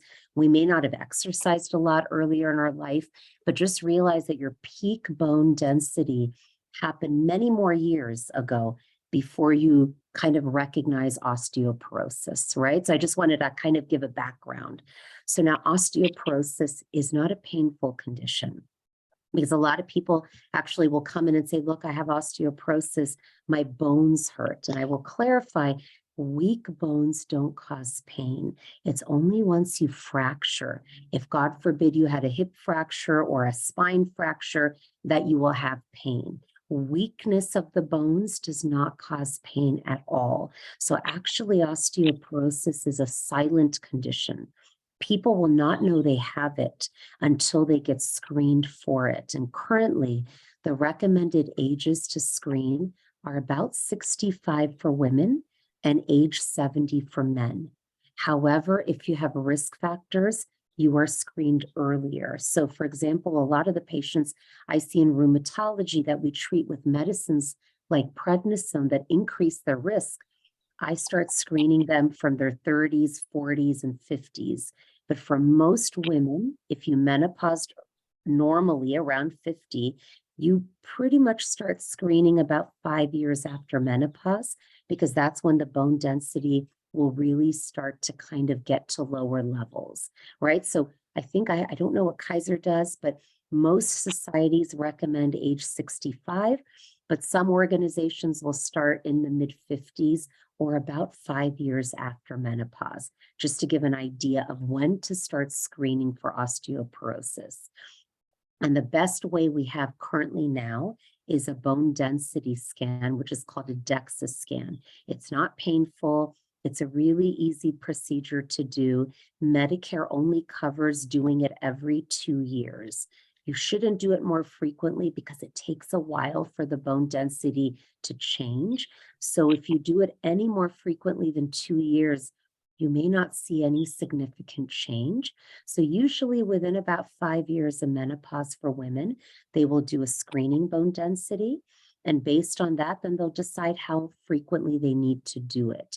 And if what the bone density machine does is it has a group of women that they use as their controls. So I want you to know that all of you doing bone densities, now I can only speak in the US because I don't know the machines they use in India, but in the US, the machines they use will compare your bone density to a group of white women. So just be aware of when they're talking about your bone density and they tell you that it's below normal. Normal is white women. They don't have a correction factor for if you're Asian, if you're Indian, if you're Hispanic, if you're Black. The current machines used in the United States are comparing you to white women, average bone density max, and then they try to see if you're lower than where you would have theoretically been at age 25. So it's not a perfect test. Hopefully the ones in India, I'm hoping they're using and comparing it to Indian women, but the ones in the United States will compare your bone density to what they think is the peak bone density in a group of white women that they studied decades ago. So I just want to give you an idea. And then when you get the numbers, they usually measure it at two sites. It's at the hip and at the back, which are the vertebrae. Those are the two sites we try to prevent fractures the most. What is the number for Indian women? It's not what's the number for Indian women. What it is what's the baseline. So when they calculate osteoporosis, they're trying to say, look, if you are one standard deviation below where you were at your peak bone density, you are osteopenic. And that means -1 to -2.5. These numbers refer to standard deviation. So I might be providing a little bit too much detail, but you'll see these numbers if you get a bone density report. If you are -2.5 or worse, that means you're 2.5 standard deviations below the peak bone density. And that's calculated either from white women in the United States or in India, it might be calculated from Indian women. I don't know. So it's not, the number might be the same at what you call osteoporosis, but who you're comparing yourself to will vary in what country you do the test. And so if you are 2.5 standard deviations below your peak bone density estimate, that means -2.5. That is the definition for osteoporosis. If you're -1 to -2.5, which means you're 1 standard deviation below to 2.5 standard deviations below, that is the cutoff range for osteopenia. Okay, so those are the cutoff ranges they use. You don't need to memorize it. When you get a bone density, it will actually be written on the bottom of the bone density report. But if someone says you have osteoporosis, that means you're 2.5 standard deviations below what your peak bone density was at age 25, for example. And if your bone density is that low, it puts you at higher risk of having fractures. And the areas we worry about the most are the spine and the hip.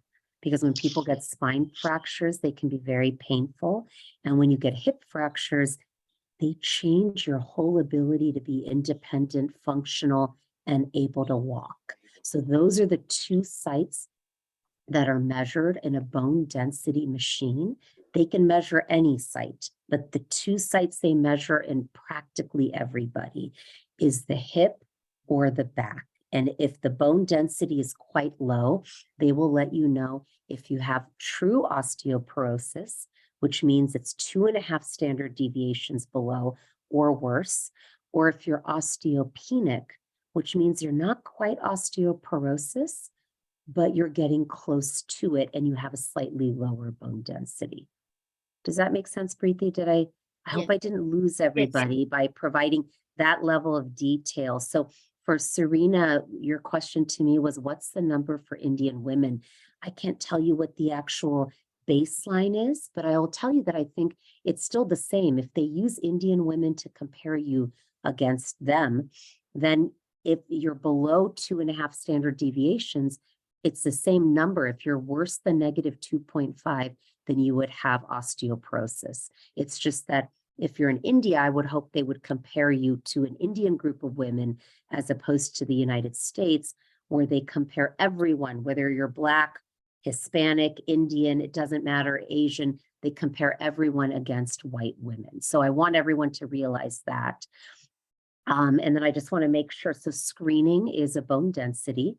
It's usually once every 2 years, once they start doing it, whether they started at age 55, 60, 65. You should be screening men as well.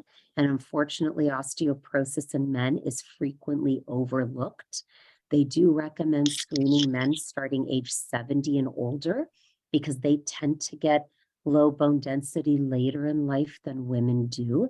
And it's the same recommendations about every 2 years. And I'm just going to pause here, Preeti, in case you have any questions that you're thinking of based on what I've covered before I go on. No, my further question, I'm sure they want to know, is how do we prevent? And Yep. So the hardest part is the biggest prevention you could have done was when you were younger. So the biggest prevention happened probably well before we were even thinking of osteoporosis, and it's exercising, taking a lot of calcium and vitamin D up until the age of 25. For most of us, myself included, that era is gone. So I can't change whether I got to a peak bone density here or here when I was 25. But what we can all do now is make sure you have enough vitamins that are very important for good bone health. Remember, you're breaking bone down. Oh, and I think we have Anita telling us Kaiser begins screening women at age 65 and men at age 70. So those are the standard ages. And then based on your risk factors, if your doctor feels that you have higher risk factors because you smoked earlier in your life, or you drink a lot of alcohol, or you have a family member that has osteoporosis, then they may actually screen you a bit earlier. But the standard ages that we have one of our members saying at Kaiser is in line with the recommendations at 65 for women and 70 for men, but those ages may depend on your risk factors, right? And so the best thing we can all do now is to try to make sure we have enough of the vitamins we need to allow for good bone health and bone growth. Now, it's very minimal bone growth we're getting. We're breaking bone down this much and we're gaining this much bone. Later, post 50, but even if we're getting this much bone that we're gaining, we want to make sure we have enough vitamins to build the bone. And those vitamins are calcium and vitamin D. And the US national groups on osteoporosis recommend at least 1,200 milligrams calcium a day, anywhere from 1,200 and above, and at least 1,000 units of vitamin D a day. And I will say the best way to get these is through diet. It beats anything you get through diet, beats any supplement you can take. So that's the first thing. You can always take supplements, and some people do, and a lot of people do, but the best way to get it is naturally. So I always tell people, if you drink milk and you're able to, or you take yogurt, or you eat cheese, or you eat spinach and broccoli and vegetables that are high in calcium, or tofu, which is another food that has calcium, some people can calculate the amount they get every day. And if through diet with dairy products and tofu and green vegetables, you are actually making 1,200, hats off to you. That's amazing. If you're getting 1,200 milligrams a day, you don't have to take supplements. But if you calculate your diet, and let's say you don't drink milk, let's say you're lactose intolerant and you are vegan maybe, and you avoid cheese, and you're not getting enough in your diet, you can calculate what you get in your diet. And if you get 600 in diet a day, you take another 600, and that's all you would need. You don't have to take 1,200 milligrams unless you're getting zero calcium in your diet, right? So you can, I just think too much. I think the question here is, can you overdo on supplements? I think what I would suggest is too much of anything good is not good. Does that make sense? So you can overdo calcium, you can overdo vitamin D, you can overdo anything out there. If you're now getting 1,500 milligrams, is that bad? No, but I would say anything in moderation is always my answer to everything in life, right? Underdoing it or overdoing it can lead to more problems. Now with calcium, if you take a little bit more, it's not an issue, but I always recommend my patients to evaluate how much they're getting in their diet and supplement whatever more they need to get them to 1,200 milligrams, because what you get in your diet is better absorbed than a supplement you take. So you might be taking a supplement, but you may not be absorbing all of it. Now, vitamin D, we can actually check blood tests on vitamin D. So I would encourage people, I don't give a blanket, normal level that you take 1,000 units or you need 2,000 units. Usually doctors will evaluate your vitamin D level, and based on where you sit, they will give you a recommendation on how much you need to take to get your vitamin D level up to goal. And for most labs in the US, a goal vitamin D is 30. We tell most of our patients 40. So you want to get your vitamin D as close to 40 as possible. And depending on where they are, I will recommend how much vitamin D they have to take. And the best way to get vitamin D is actually sunlight. Other sources are a lot of seafood. And if we're vegetarian, that doesn't help because we're unable to consume those sources of vitamin D. So for a lot of vegetarians, we are taking vitamin D supplements, right? Because that's the best way to get vitamin D. Even for all of my patients in Southern California who get a lot of sun, the majority of them, probably 80% or more, are low in their vitamin D levels. So unfortunately, sunlight doesn't lead to enough vitamin D in everybody. So I would suggest getting calcium 1,200 milligrams a day, whether it's diet or supplement or a combination of the two, making sure your vitamin D levels are at least 40 or higher. And then the next most important thing is exercise.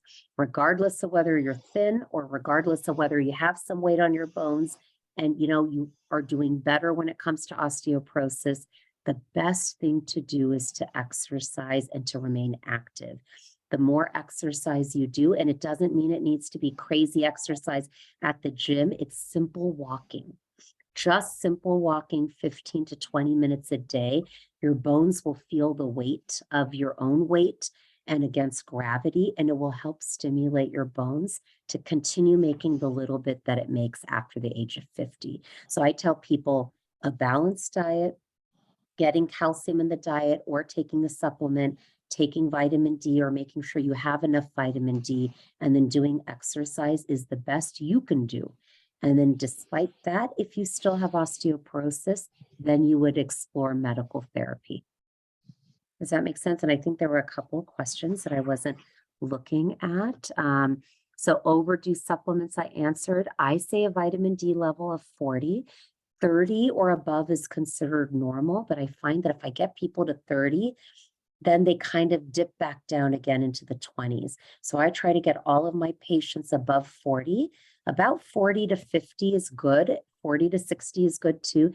I've had some people who are taking way too much vitamin D and their levels were like 80 or 90. And those people, I had to tell them to stop because too much vitamin D can also be a bad thing, right? So when it comes to brands and whatnot, I would say I may not be the best. There are best person to guide everyone on that. There are unfortunately too many brands out there that it's really difficult. And especially in this era, there's so many different manufacturers that it's hard to keep track of. I would recommend if you go to your local CVS, Walgreens, Osco, whatever pharmacy you go to, taking the brands to your pharmacist and asking your local pharmacist. They will know much more about which brands are better, which forms are better than actually any physician will know. So I'll let you know the pharmacist actually is a wealth of knowledge and information. And before you buy any of these brands, you can ask them and they can give you recommendations on them, right? And I think, hold on, there's some questions. Parents' accidental fracture should not be a genetic factor. That's correct. So if you had a parent who had an accident and then had a fracture and they were at a later age, that wouldn't be genetics. But, unfortunately, none of us are able in this era to get genetic evaluations of our bones. So we just pay attention to patients who have family risk, high rates of fracture in their family, and we consider them higher risk, right? But you're right. If it was an accident that caused that, I wouldn't consider that necessarily genetic. And then Asha is asking how much vitamin D a day is good. 1,000 international units is good overall, but that depends on what a person's vitamin D level is. So I try to refrain from giving an absolute number, and I tell everyone to ask their doctor to check a vitamin D level, because if your vitamin D level is extremely low, 1,000 a day is not going to be enough. Then you need to take sometimes 50,000 a week to get the level up before you can go back to taking a normal amount a day. So I think the amount that you should take depends on what your level is. Does that make sense? Once you have osteoporosis. But if you're talking about on a normal daily basis for prevention, I think 1,000 units a day would be fine. But it really depends. I mean, my kids are 17, almost 17 and 13, and both of them have low vitamin D levels. So both of them have been taking vitamin D supplementation. And I think it's a big thing for vegetarians, especially if you don't drink a lot of milk. So even when you're young, you can have low vitamin D levels that I think the value depends on your blood test. Right. And so I think someone's asking 40,000 a week. When I was mentioning 50,000, that was once a week dosing I do for my patients who are very, very low. Right. Magnesium is a great vitamin to take every day. Important for- but I think I have some people who are not. So just please make sure everyone's muted because I'm hearing someone talking in the background. Can you please mute? Right. Almond milk, you'd have to look at it. There's a lot of different types of almond milk.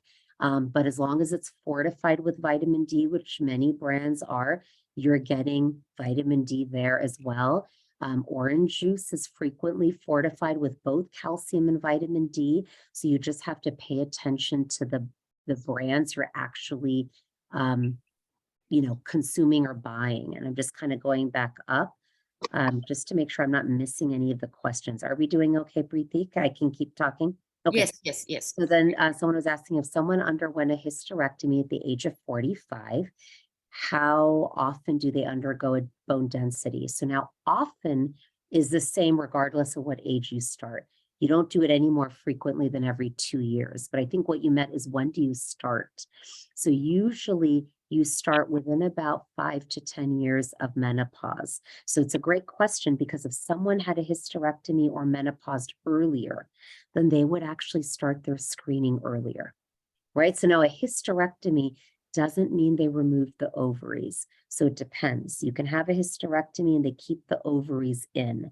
The ovaries is what produces estrogen.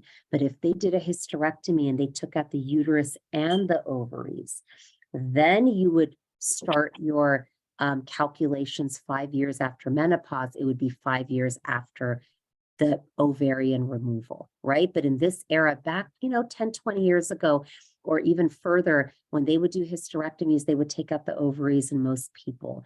In the more recent decades, when they do a hysterectomy, they keep the ovaries in if they can to protect, to allow the female hormones to be there to help the bones. Right. So just to give you an idea, so you may just need to kind of check with your doctor. And one question, which is a great question, is can you really accelerate making bone after the age of 50? You can, but it's not without medication. So the only way to accelerate making bones after the age of 50 are certain medications that I give my patients if they're really bad. One of them is called Forteo in this country, and that basically takes them back to when they were 20 years old, and it rapidly accelerates their bone growth, right? So there are medicines that do that, but unfortunately, there's no natural way. And that's why I tell everyone, exercise, good calcium and vitamin D intake is important, but it might only help with this much bone growth. So at the end of the day, if people do have osteoporosis, in addition to calcium, vitamin D, and exercise, they are probably looking at medications depending on how bad it is, right? Because we're not 20 anymore. We're not able to build the bone as much as we want. We're just trying to minimize how much we're breaking it down, right? Magnesium is great. I wouldn't say it's required absolutely, but it's a great vitamin to take daily. And it just depends on how much magnesium you get in your food and to pay attention to that.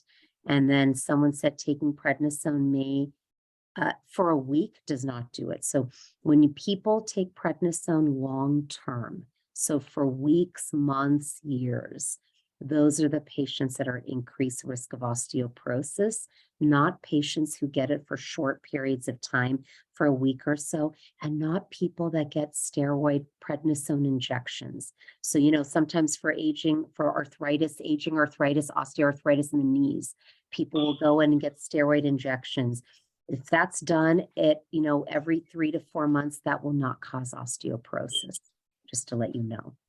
Estrogen hormone therapy does help, and some of the treatment for osteoporosis is actually different forms of estrogen to minimize that. And people that after menopause are on estrogen replacement therapy, that does slow down the rates of developing osteoporosis. But not all people can get on estrogen therapy depending on their other risk factors. So it really just depends. You can definitely take calcium with other vitamins. Some people are saying getting like soy is good for natural forms of estrogen as well. I think I'm trying to answer most of the questions that I can see here. And you can take vitamin D with calcium. That's totally fine. Some of the calcium supplements out there are calcium 600 milligrams plus 400 with vitamin D. So it is totally fine to do that. Right. So I guess the key is I want everyone to realize that osteoporosis is an unfortunate but real thing that happens to all of us with aging. And I try to tell patients that if we live a long life, we have to recognize that not everything will function the exact same way. And that goes the same for bones. Our bone density just with age will just continue to decline. It declines earlier for women more than men. The decline happens years after menopause, usually about 5 years or so after menopause. Doing vitamins, making sure you have enough calcium, vitamin D, and doing exercise. And Preeti, like the exercise that you do for everyone probably helps quite a bit, but it may not help enough just doing the vitamins and exercise. So if you do have low bone density or osteoporosis, make sure you talk to your doctor. Right. And it's not absolute. The last patient I saw earlier today before I kind of rushed home is an 86-year-old female, has really severe osteoporosis. And she's been my patient now for a decade and doesn't want to go on any medication. And that's up to her. I can't force anyone to go on medication because treatment of osteoporosis is a preventative thing. Remember, it's to help build up bone. So God forbid, if we get into an accident or if we have a fall, we can reduce our risk of getting a fracture, but it doesn't mean you have to do it. So this woman that I'm seeing who's 86 is extremely thin, and she's has imbalance issues. It is a high risk of falling, is completely independent, lives with her husband, and her husband and I are trying to convince her to get on medication, but she does not want to. And I said, look, it's up to you. I'm here to educate you, but you have to weigh the risk and benefit. But I would feel terrible if she's completely independent, walking around doing everything, and then she slips, falls, and has a hip fracture that completely changes her life. But that's up to her. It's up to each of us to take the risk and benefit. So I don't want anyone to think that they have to go on medicine. Everything in life is a risk benefit, and it's up to us to decide, is the risks associated with the medicine worth the benefit? Right. And so I have some patients who are in a wheelchair. I have some patients who are bedbound. For them, maybe treating osteoporosis may not be as helpful because they're not walking around, right? They're not putting themselves at high risk of fracture. But for my independent women and men who are older, who have osteoporosis, I try to encourage them to consider medicine if they need it, and if their numbers are significant enough that warrants medication. So that way I can prevent them hopefully from developing a fracture later in life. And you don't want to develop a fracture before you get on medication, because it can really change your entire life completely. I think I remember this, my grandmother visiting from like India years ago when I was in high school, and she was staying with me in my bedroom, and I had a pile of books. And in the middle of the night, she got up to use the restroom and she tripped over one of my books, fell, had a hip fracture. And really that was unfortunately the beginning of the decline of her health, because that really changes your longevity quite a bit, you know? And so those are the things that we're trying to prevent as much as possible. And the number one place where people fall, just so you all are aware, are in the house. That is the number one place that people fall. And that people, when they're out of the house, they're more aware of their environment. You know, they're very cautious, but in the house, we forget we're used to our environment. We're walking around. And so I try to tell my patients to make sure there's no rugs. You know, they don't have too much. Keep your walkways very clear, because sometimes we're rushing from one room to another. We're not thinking. And that's where most of my patients fall. Most of my patients do not fall outside their house. So just to be aware, most fractures happen in the home. And I'll stop there and see if there's any more questions. I think I answered most of them in the chat, Preeti. Yes. I can't thank you enough for coming and educating us. Yes. And this is one of the, because we're all either in menopause or getting closer to menopause. And this was a biggest topic to be discussed. I thank you very, very much. Of course. Thank you. I appreciate it. And everybody's thanking you. Yes, and I think there's Thank one more you. question. I just want to be fair, just to make sure we get Yes. it. What Back. number on the DEXA scan? So just so you know, the DEXA scan will have all the ranges there. So don't feel like you have to memorize it, but it will have the range on the bottom. Osteopenia is -1.0 to -2.5, and osteoporosis is -2.5 or worse. But don't feel like you have to memorize it. It's literally written on the bottom of every bone density scan. And the last thing I do want to say that I almost forgot is wherever you do a bone density scan, if you're going to repeat it 2 years later, do it at the same place. Sometimes I get patients who do it one time at one hospital, another time at another hospital. Know that there are different machines. So if you do it at different places, there might be differences in your numbers, but then I don't know, is the difference in the number because you had a different machine and a different operator evaluating it? Or is it a true improvement or a true worsening? So I always recommend all patients, wherever you get your bone density, repeat it at the same place every 2 years, right? That's what you should do, because otherwise you'll get fluctuations because of different machines used, right? But don't feel like you have to memorize the numbers. They're all written down there, so you'll be able to see it on the report. Just want to interrupt. My batteries are very low in case if we get disconnected. So, because I've been teaching class from 5:20. So No. Yes. got And a I next time. think we covered most of it. So again, osteoporosis is very normal. We're all going to get it at some point with age if we all continue to live as long as we're all living. Nothing to be fearful of. Continue taking vitamins. Try to get it from diet, calcium and vitamin D. And if you can't, supplements are fine. And continue doing the exercises, especially the ones that Preeti is teaching you, because I think it's great to be active. And just be mindful and stay on top of your screening and talk to your primary doctor. Most of the primaries are the ones that do the screening, and primary doctors are really good at treating this as well. Okay. Thank you very, very much. I love you, Sheetal. Love you too. Thank you for bringing me here, and everyone have a good night. Thank you so Sister. much. Thank you. Thank you. Very, very informative. Thank you. Yes. Thank you. Thank you. That Sheetal, was I'm a very good proud one. of you. God bless Thank you. you. God bless you. Thank Thank you, you so everybody. much. It is Thank very Dr. Desai, informative. would you Thank you. recommend a place to go get Thank you so DEXA much. done? It is very informative. Yes, thank you. Thank you Very for good your time. explanation, Beta. Thank you. Thank you. Thank you, Wow. everybody. Thank you, Pratibhen. Thank Thank you. you. Thank you. Thank you so much for this Next opportunity. week, Really next very week good. topic. informative. Next week topic is cholesterol. So just to let you know, please make sure you attend. We'll be having doctors coming, explaining and guiding us.